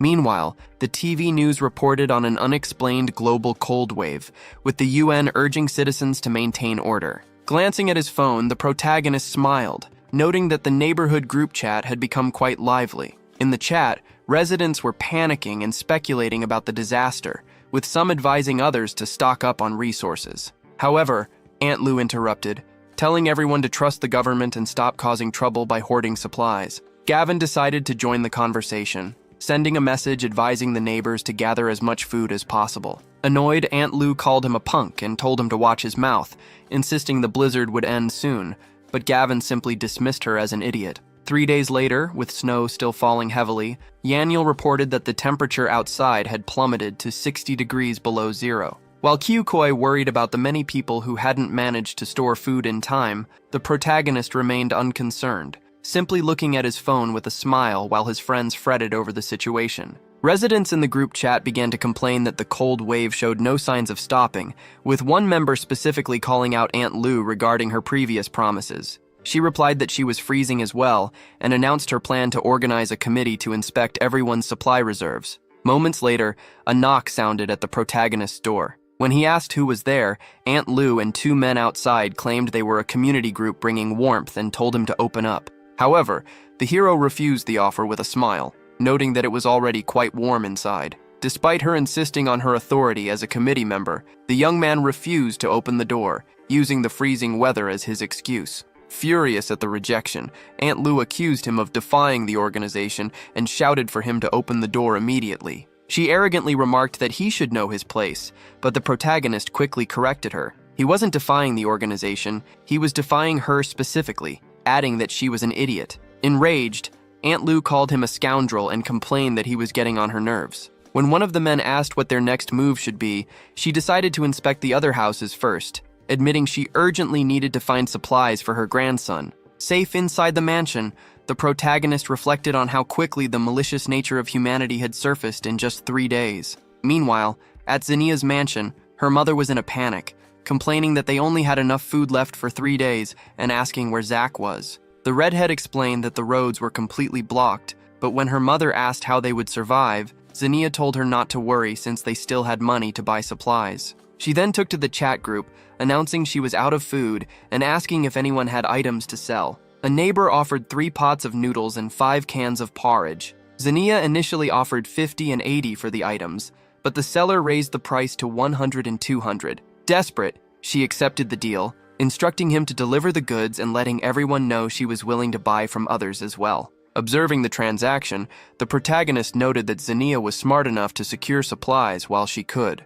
Just then, Kyukoi called him for dinner. Wearing a wicked smile, the young man thought to himself that the people selling their food now would deeply regret it in a few days. 3 days later, as the snow continued to fall, the temperature plummeted to between 60 and 70 degrees below zero. Inside the house shared by the two gold diggers and Hunter, everyone was shivering violently. When one of the girls asked what they would do now that their food was gone, Hunter stood up and declared that he wouldn't wait for his demise, ordering everyone to go out and loot whatever they could find. Spotting a familiar name on his phone screen, one of the henchmen called out to the purple-haired girl, asking if the Gavin he had found was the same target they were hunting. She confirmed his identity, expressing genuine shock that he happened to live in their own community. Seeing an opportunity, Hunter flashed a wicked grin and instructed his team to send a message immediately, ordering Gavin to deliver food to them. Meanwhile, inside the mansion's gym, the protagonist was supervising Sixie's training,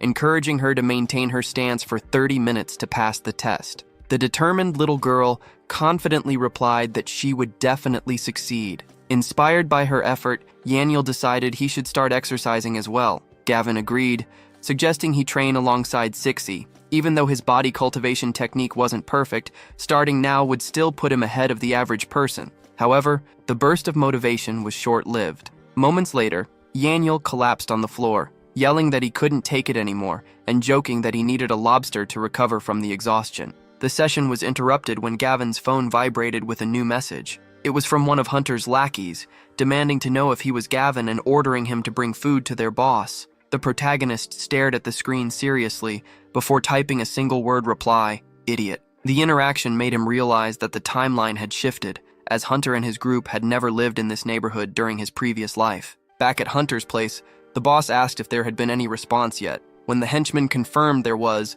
Hunter demanded to know what was said. Upon hearing that Gavin had simply called him an idiot, Hunter was so enraged that he spat out his drink. Screaming that the guy was asking for a death wish, he ordered his men to grab their weapons and head out to finish him off. At the same time, the situation at Xenia's home was deteriorating. Her mother complained that their food supply would only last another 2 days, and asked when Zach would arrive. The redhead assured her that Zach was coming to deal with the protagonist soon. This mention of Gavin jogged the mother's memory regarding the massive amount of supplies he had purchased before the disaster. Xenia confirmed this, recalling the endless line of delivery trucks she had seen. Although her mother wondered if Gavin had predicted the apocalypse, Xenia dismissed the idea, arguing that a simp like him couldn't possibly know something even the authorities missed. With a scheming smile, the mother suggested they shouldn't let those resources go to waste if Zach was delayed. Agreeing with the plan, the daughter told her mom not to worry, boasting that she knew exactly how to manipulate him into delivering the goods personally.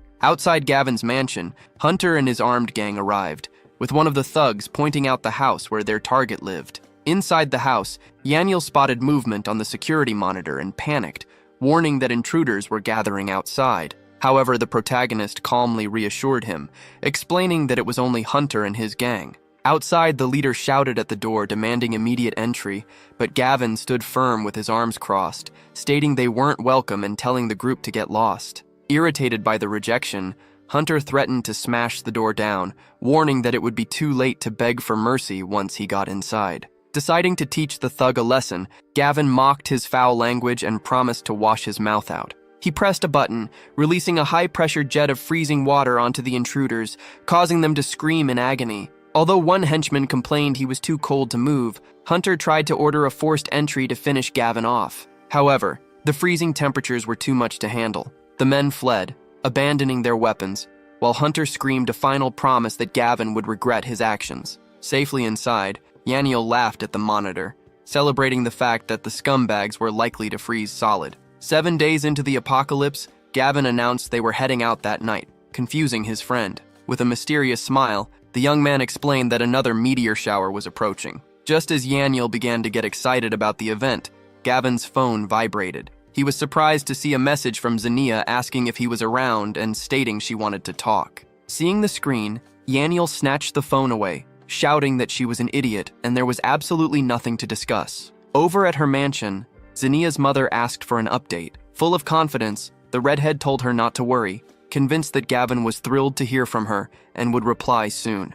However, after half an hour of silence, panic set in, and she couldn't understand why the scumbag hadn't responded. Meanwhile, Hunter's group was suffering. Everyone was shivering and begging for more fire. The boss complained that the weather was unfit for humans and that he had nearly frozen to death, angrily vowing that next time they would break down Gavin's door and throw him into the snow. Back at the women's house, 2 hours passed without a word. Her mother suggested Gavin might still be angry, so Zania decided to change tactics. She recorded a voice message, using a seductive tone to ask what he was doing and if he was handling the weather okay, certain that he would love it. Surprised by the sudden voice message, but feeling bored enough to entertain it, the protagonist smiled and decided to play along with her game. He sent a reply teasingly asking if she was missing her daddy. At first, the redhead and her mother celebrated the response, with the girl boasting that he was clearly still the same old simp. Her mother immediately suggested she seize the moment to ask for food, but Zania's excitement turned to shock the moment she actually listened to his question. Furious at the disrespect, she threw her phone to the floor and cursed the scumbag. Meanwhile, the mood in the neighborhood group chat was grim. One resident expressed deep regret over selling his food, while another blamed Aunt Liu for advising them against stocking up. In response, the woman announced that the committee would be visiting every home to confiscate excess supplies for equal distribution. Gavin realized she was merely trying to trick the residents into letting her steal their resources, though he doubted anyone would be foolish enough to fall for it. When Yanyel noted how dark it had become outside, the protagonist announced that it was time to move. He reasoned that while he knew the meteors would land within the residential complex, he didn't know the exact impact site, so having more eyes on the ground would improve their chances. Stepping out into the freezing air for the first time since the apocalypse began, the group commented on the harsh weather. Gavin warned them that 2 meteors were incoming and instructed everyone to stay alert and dive for them the moment they appeared.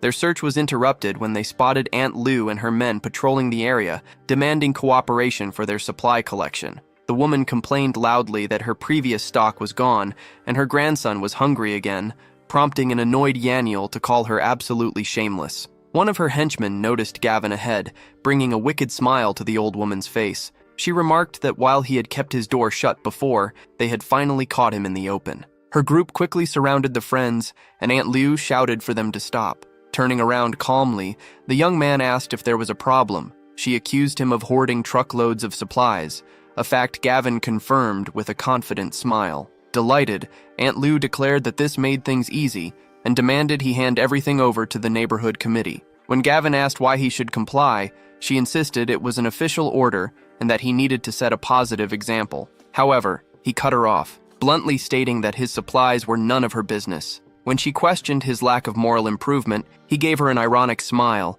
asking who she was to lecture him and dismissing her concerns entirely. Frustrated, the woman tried to condemn him in the name of the committee, but the protagonist ignored her and signaled his group to walk away. Her men blocked their path with shovels, ordering them to freeze, while Aunt Liu threatened that he wouldn't be leaving unless he surrendered the goods. Finally losing his temper at her audacity, the chubby friend stepped forward and slapped Aunt Liu hard across the face. From the ground, Aunt Liu screamed that he had dared to strike her and commanded her subordinates to arrest them. However, the confrontation was interrupted when Cixi pointed toward the sky, shouting that the meteor had finally arrived. Gavin immediately rallied everyone to intercept it, and when Aunt Liu's men attempted to block their path, he knocked them aside with a single punch, telling them to get lost. Yaniel rushed toward one of the falling lights, celebrating the arrival of his big break as he dove toward the golden glow. Meanwhile, Cixi spotted a second meteor and braced herself to catch it. To the chubby friend's shock,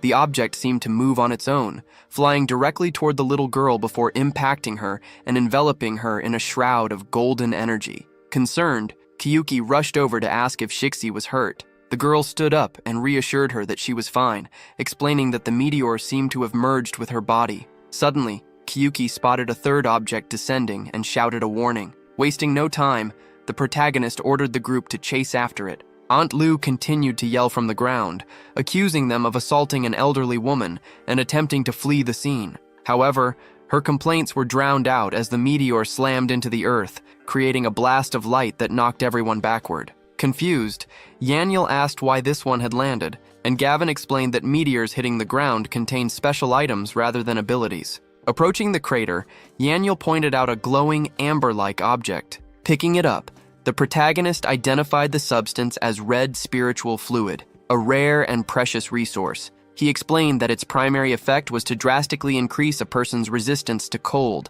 The discovery excited the group, prompting Gavin to decide it was time to return to the mansion. However, their path was blocked by Aunt Lou and her thugs, who demanded money and instant noodles as compensation for the earlier scuffle. The young man simply gave them a look of disdain and dismissed them as idiots. When one of the men claimed he was challenging their authority, Aunt Liu decided to prioritize collecting supplies from other households, vowing to deal with him later. Safely back at the mansion, they watched a news report confirming the global nature of the ice disaster and the government's rescue efforts. Suddenly, the power failed, causing Yaniel to panic as the screen went black. Calmly flipping a switch, the protagonist explained that the public grid was overloaded, but assured them that their backup system could provide power for a century. Gazing out the window, Kyuki worried that survival would be nearly impossible without electricity, and wondered how many would perish. Yaniel advised her not to be naive, reminding her that they couldn't save everyone during an apocalypse, a harsh reality she eventually accepted.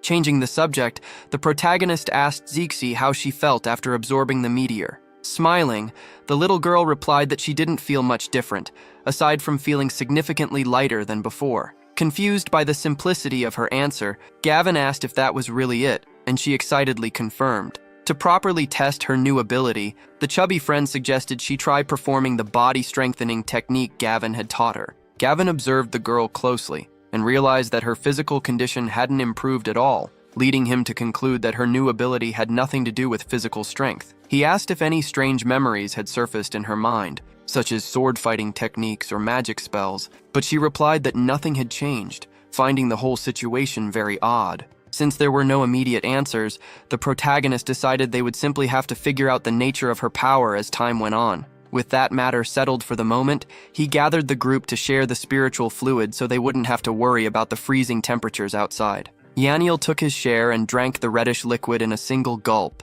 immediately feeling a warm current rush through his body. Gavin explained that while the fluid wouldn't completely block the cold, it would prevent them from freezing to death, even if they stood outside naked for a while. Meanwhile, at the other mansion, the situation was grim. Zinnia's mother complained that she was freezing without heat following the blackout. Although the redhead tried to calm her by suggesting the power would return soon, the older woman began to despair, fearing they wouldn't survive if Zach didn't arrive quickly. Furious, Zinnia assured her mother that Zach was almost fully recovered and that his first priority upon arrival would be to finish off that scumbag Gavin. Suddenly, the mother noticed something unusual through the window. When Zinnia asked what was happening, the woman pointed toward Gavin's house, demanding to know why his lights were still on, while the rest of the neighborhood was in total darkness. She realized then that the young man had been incredibly well prepared, evidently possessing his own power generation equipment. Zinnia was overcome with rage, unable to believe her ex-boyfriend was living in comfort during the apocalypse.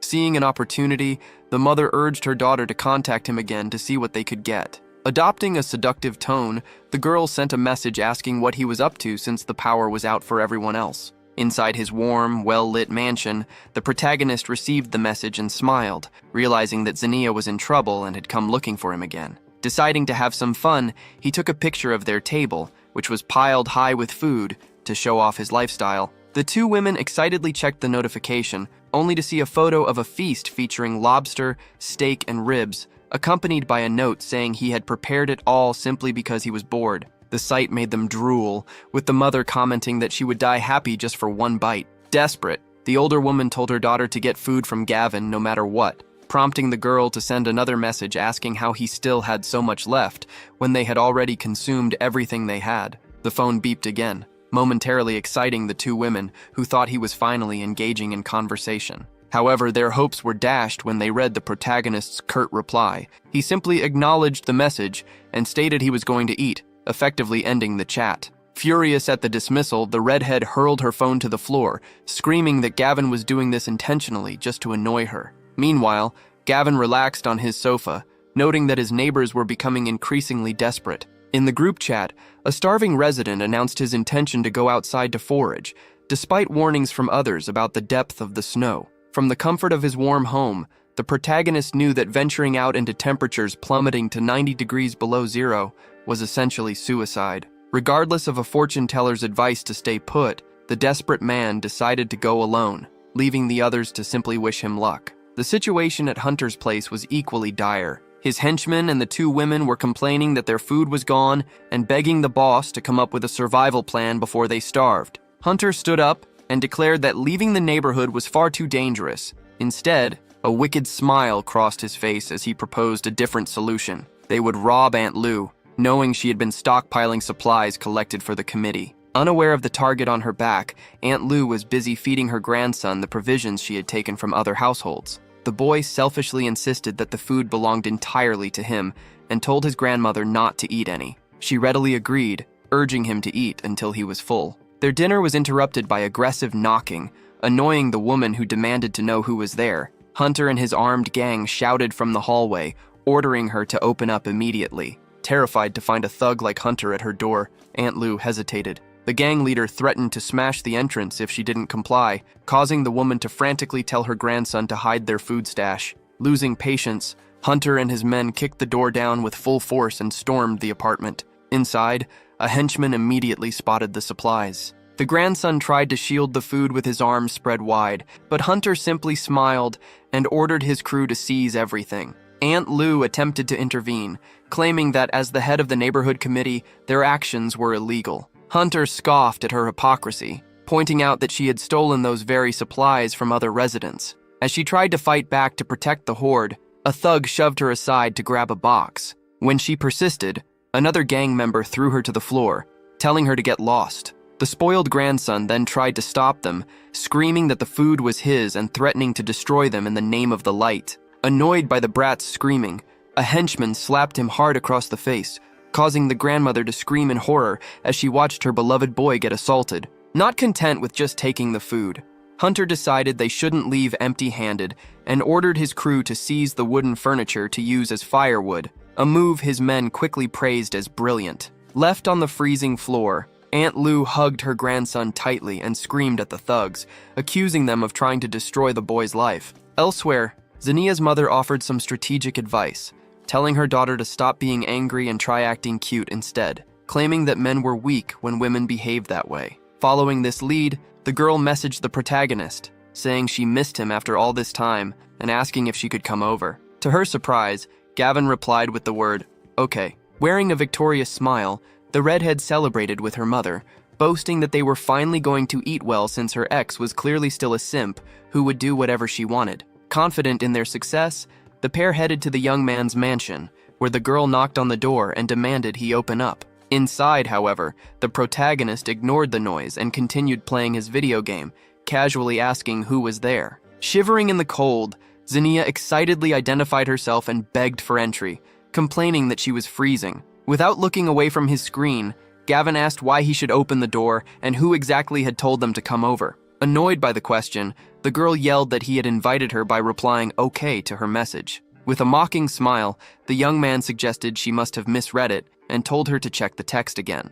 Confused, the redhead looked at her phone and was shocked to see that the full reply actually read, "Okay in your dreams." Furious, Zania demanded to know if he was messing with her and if he was going to let them in. Gavin simply replied that he wasn't opening the door. Enraged, the redhead kicked the door with all her strength, swearing she would take revenge and ensure he met a terrible end. Her mother, however, began to despair, wondering how they could possibly get revenge when they couldn't even get inside the house. Zania then decided on a new plan. She would expose Gavin to Aunt Lou and the neighborhood committee for hoarding supplies. Meanwhile, at Aunt Lou's house, the grandson was complaining about the cold and hunger. Just as the grandmother promised she would find him something to eat immediately, her phone rang. It was Zania, reporting Gavin for hoarding and urging Aunt Lou to bring him to justice and punish him. In the building's group chat, a neighbor asked about the man who had ventured out to find food. A fortune teller grimly noted that since he had vanished, the situation was likely dire. However, the man eventually resurfaced,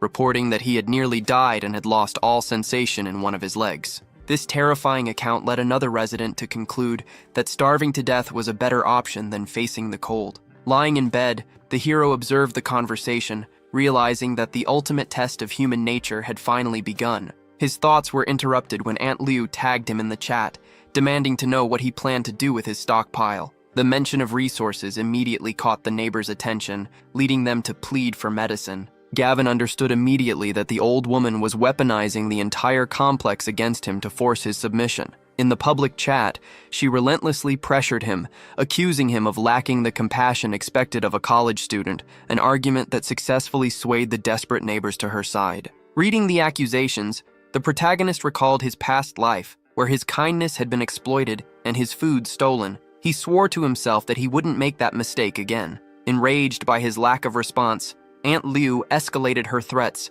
promising to vandalize his door with paint and curse him daily. She then incited the group, urging all the residents to storm Gavin's house and seize his supplies by force. Meanwhile, in the kitchen, Yaniel finished a phone call with his father, assuring him not to worry. When Gavin walked in with a cup of coffee and asked for an update, his friend explained that his father had described total chaos outside, with looting and robbery becoming rampant. Gavin calmly sipped his drink, remarking that this was normal and the disorder would only increase. Despite his parents having supplies, Yaniel feared their home might be invaded. Seeing his friend's anxiety, Gavin asked if he wanted to check on them. Yaniel confirmed he did, noting that the spiritual fluid he drank protected him from the cold now. Smiling, the young man agreed to accompany him, mentioning he had a snowmobile to make the journey easier. Their conversation was cut short by heavy knocking. Checking the security monitors with serious expressions, they saw Aunt Liu accompanied by a large crowd of residents. Gavin noted her persistence, while outside the mob marveled that his house still had electricity. Someone pointed out the steam rising from the roof, a clear sign of the warmth inside. Greedily, Aunt Liu commented that a small contribution from his vast stockpile could save everyone. Watching them, the protagonist scoffed at the idea, thinking they could keep dreaming if they thought they were getting his food. Through the door, the woman shouted her demands, claiming that confiscating his supplies for distribution was a unanimous decision made by the tenants. Speaking through the security intercom, the young man scoffed at the group, questioning if such a small crowd really represented all the residents. The woman, clearly agitated, asserted that as the committee director, she indeed spoke for everyone, and with a defiant smile, demanded he open up. Gavin refused, challenging them to find their own way in if they were so capable. Unfazed, Aunt Liu revealed she had anticipated this refusal and had brought a locksmith, ordering old Lai to pick the lock. The other residents cheered,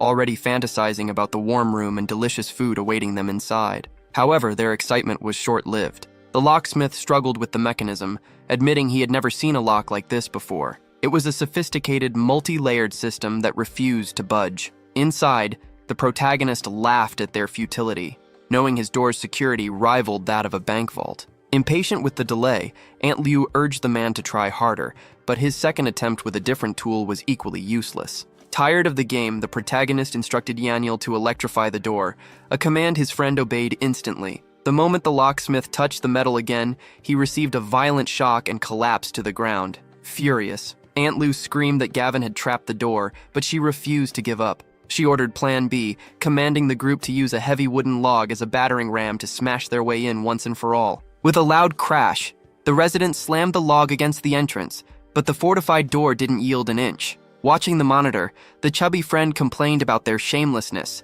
unable to understand why they felt entitled to supplies that weren't theirs. The protagonist remarked that the apocalypse was the ultimate test of character. While some would rather die than do evil, others would kill just to survive. Outside, the physical toll became too much. One resident collapsed from exhaustion, saying he couldn't continue, and soon the others followed suit. One of them pointed out that the door was likely made of a special alloy that was impossible to break. Seeing them worn out, the hero grinned wickedly, deciding it was time to give the invaders a nasty surprise. Excitedly, Yaniel pressed a button to launch their counterattack. Just as Aunt Liu was screaming at the group to stop resting and keep ramming, a stream of disgusting brown liquid sprayed down from above, soaking her directly. The entire group was drenched and immediately confused by the substance. While a furious Aunt Liu screamed at Gavin for throwing water on them, the others quickly realized it wasn't water at all. The foul smell gave it away as a mixture of human waste. Watching their reaction on the camera,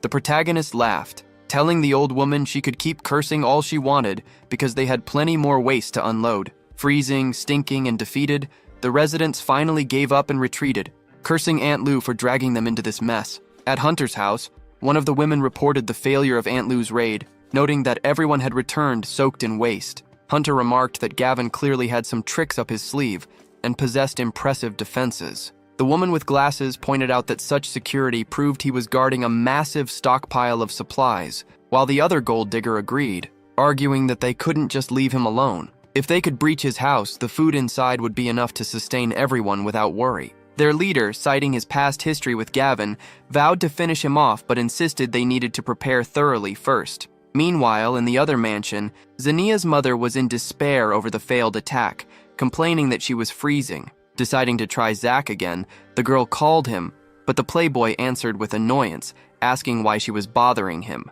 When she begged him to come rescue her from the cold, Zach told her to get lost, admitting he couldn't even save himself before hanging up. Panic set in for the mother, who feared they had been abandoned. Although Zania tried to rationalize that Zach must be in trouble himself, the older woman felt they were doomed and wanted to go out to find food. The redhead stopped her, arguing that venturing out would only kill them faster. Desperate and unsure of what to do, the girl listened as her mother suggested she continue begging Gavin, since he was now their only hope for survival. Back at his mansion, the protagonist received a message from Zania, admitting her mistakes and asking what she could do to earn his forgiveness. Wearing a wicked smile, the young man simply replied that she should call him Daddy. Zania was furious upon reading the text, wondering what had gotten into him, while her mother complained that his jokes were going too far. However, the older woman urged her daughter to swallow her pride, shouting that there were no buts, and that dignity was worthless when survival was at stake.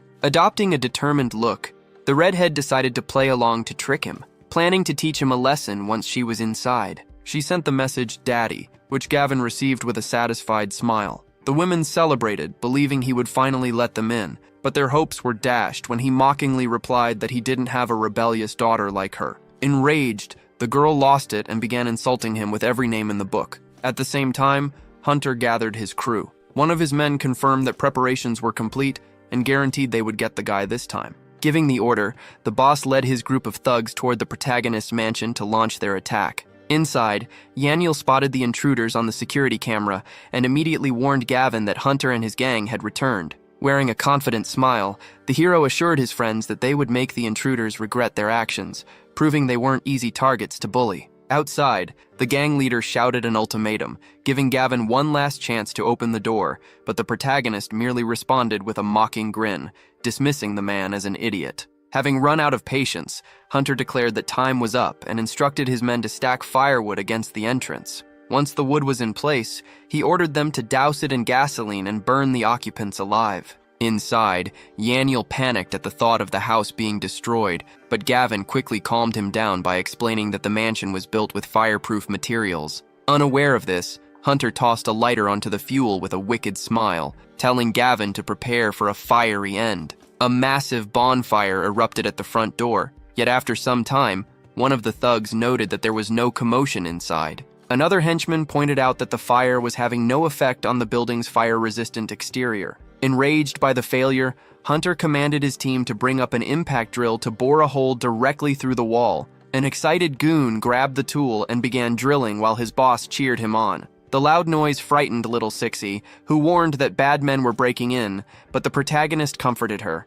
promising that they wouldn't be able to enter. With a determined look, Gavin announced that it was hunting time and signaled for Yaniel to get ready. The two friends armed themselves with bows and arrows. Although Yaniel mentioned it was his first time using such a weapon, Gavin assured him that hitting targets at close range wouldn't be a problem. Privately, he reasoned that practicing with a bow was crucial, as the apocalypse would bring supernatural threats that could render firearms useless. Outside, the driller suddenly stopped, telling Hunter that something was wrong. He revealed that he couldn't drill any deeper because he had hit an obstruction. Peering into the hole, they discovered a steel plate and realized that Gavin had reinforced the entire structure. Hunter was furious, wondering how they could possibly breach the house if the walls were impenetrable. Their confusion was cut short when an arrow suddenly struck one of the thugs, knocking him to the ground. A volley of arrows followed, injuring several others and forcing the boss to scream for cover. Filled with rage, Hunter swore he would change his name if he didn't kill Gavin, but his threat was interrupted when an arrow pierced him as well.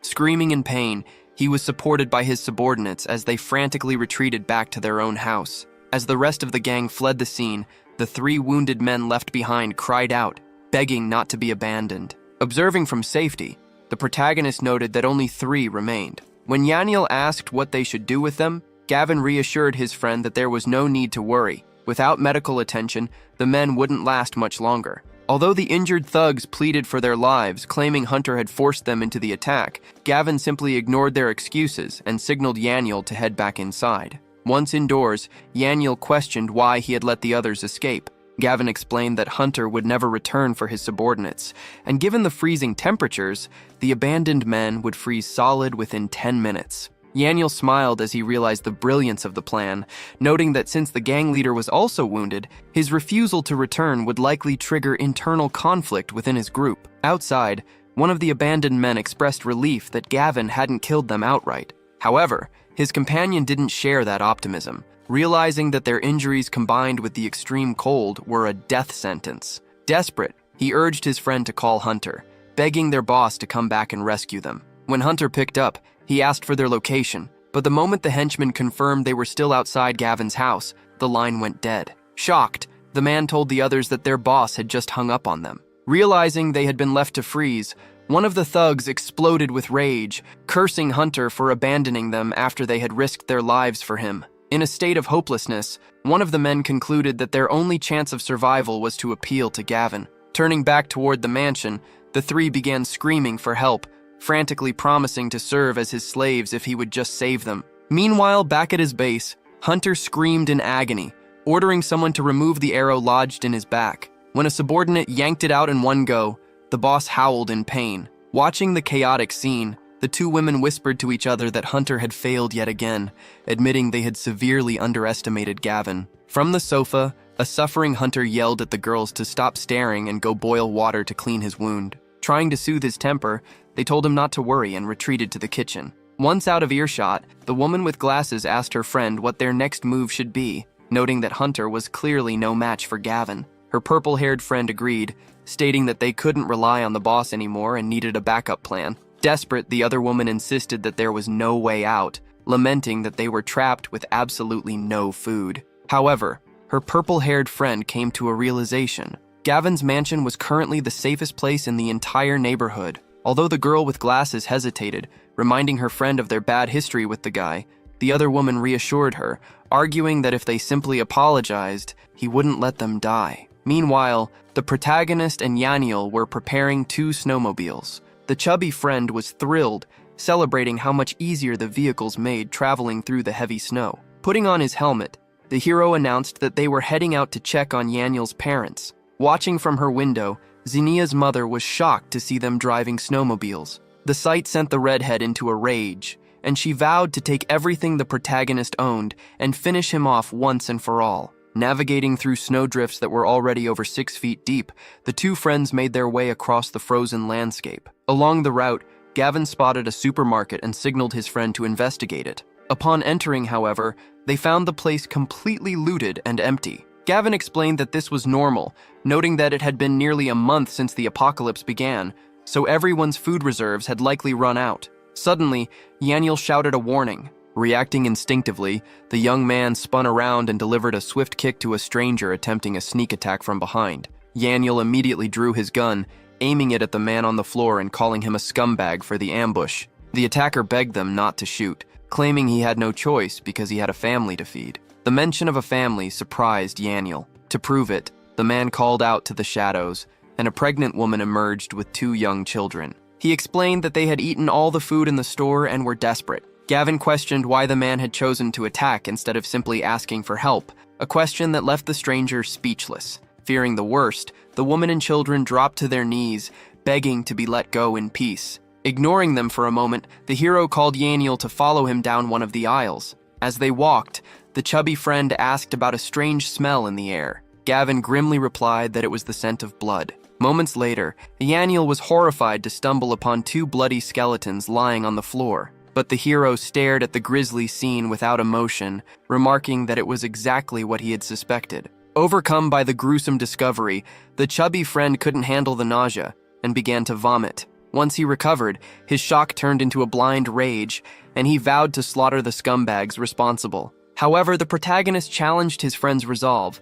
asking if he really intended to kill the pregnant woman and children as well. When Yaniel insisted that he would only target the man, Gavin pointed out that doing so would effectively sentence the rest of the family to death since they couldn't survive on their own. Frustrated and desperate, Yaniel punched the protagonist in the shoulder, arguing that these people were animals who had survived by feeding on their own kind. The protagonist calmly explained that in this apocalyptic world, crossing moral lines would become increasingly common. Leaving the supermarket behind, they continued their trek to the home of Yaniel's parents. Upon arrival, the sight of an open front gate sent the chubby friend into a panic, and he began shouting for his family as he rushed in. Inside, a group of thugs was busy celebrating their haul, boasting that the elderly couple had hidden a significant amount of supplies. The excited gang leader declared the raid a success, promising his men an extra chicken leg as a reward. When one of the henchmen asked what to do with the captives, the leader flashed a wicked smile and ordered his men to finish them off. A spiky-haired thug raised his gun, aiming directly at the couple, but Yaniel burst into the room just in time, screaming desperately for them to stop. Seeing her son, the mother screamed for him to run away immediately. However, the blonde thug ignored her pleas and shot her without a shred of mercy. Witnessing this, Yaniel screamed her name in absolute horror. In a final act of protection, his father lunged at the shooter, urging his son to flee, but the annoyed thug responded by firing several shots into the old man at point-blank range. Yaniel cried out in despair as he watched both his parents collapse to the floor. The blonde gunman then turned his weapon toward the chubby friend, declaring his intention to send the entire family to the other side. But before he could pull the trigger, the protagonist intervened, slicing the thug's hand clean off. As the man screamed in agony, watching his severed hand fly through the air, the other gang members turned to the intruder, demanding to know who he was. With a cold stare, the hero identified himself as the Reaper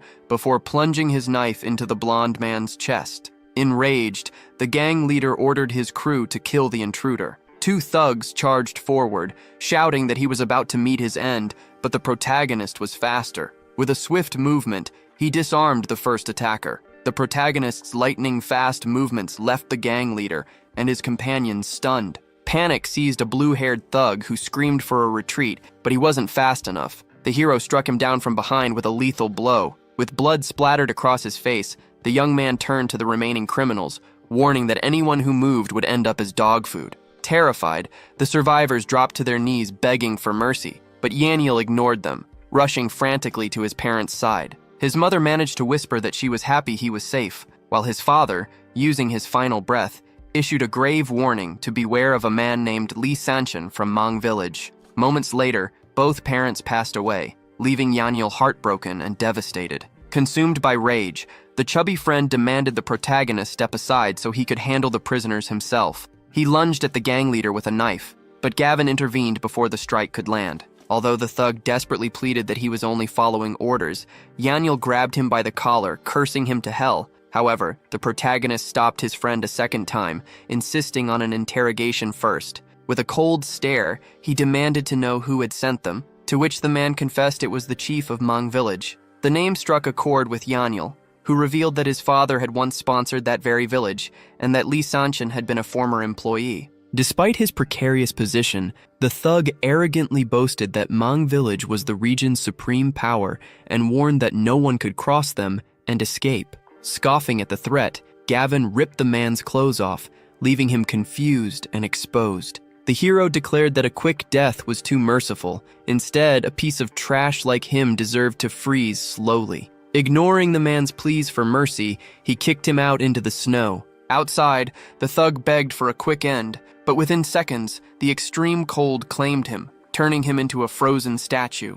With the immediate threat neutralized, Yaniel insisted on revenge, urging them to head straight for Mang Village. Upon arrival, they were greeted by a grim sight. Several bodies hung at the entrance of what looked like a heavily fortified stronghold. Yaniel remarked with disgust on the countless crimes the villagers had committed. Their observation was interrupted when two men on snowmobiles approached them. Surprised to see that the enemy also possessed such vehicles, the protagonist watched as a man with a mohawk demanded to know their identity. Gavin coolly replied that they were guests, but the guard clearly didn't buy the lie. Smiling, Gavin lied to the guards, claiming that the village chief, Lee Sanchin, had personally invited him. The two men were immediately annoyed by the falsehood. revealing that the chief wasn't even there because he had been invited to Otek by Zaiwei. As they drew their weapons to attack, both were instantly struck by precise headshots. The protagonist had drawn his gun and finished them without hesitation. Alerted by the commotion,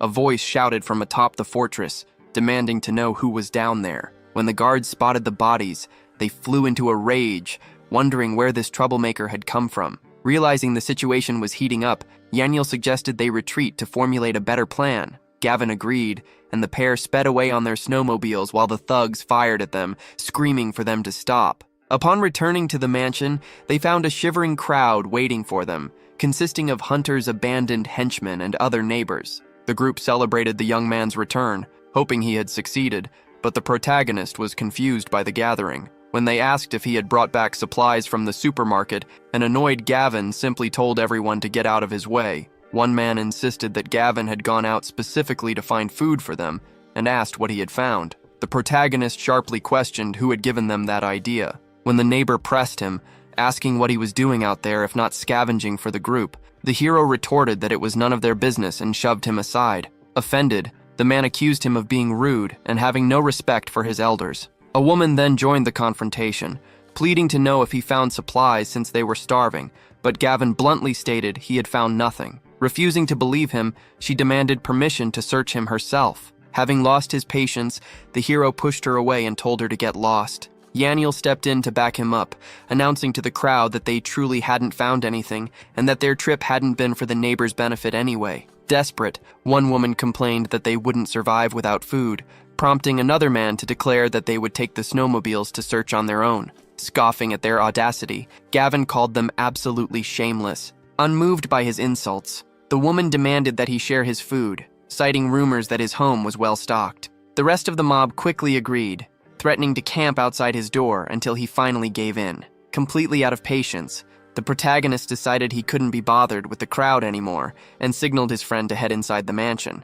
However, a woman grabbed him, yelling that he couldn't leave without providing food for the group. Annoyed by the physical contact, the young man shoved her hard, sending her crashing into the snow. From the ground, she threw a tantrum, accusing him of assaulting a woman and threatening to curse him every single day unless he handed over 10 packs of noodles. The other residents quickly chimed in, arguing that Gavin had crossed a line. Taking advantage of the situation, the shameless woman demanded that he apologize and help her inside to recover. Wearing a dark expression, the hero extended his hand toward her. The woman smiled victoriously, thinking she had won. As she prepared to take his hand, she was already demanding a delicious meal. But instead of helping her up, the protagonist slapped her hard across the face. Shocked, she asked what he was doing, to which the young man replied with a wicked smile that since she had accused him of assault, he was simply fulfilling her wish. He then began to beat the woman as she lay on the ground. Although she begged him to quit, Gavin couldn't care less, asking if she really thought he would stop just because she asked. Desperate, the woman screamed for help from the neighbors as her face began to swell from the beating.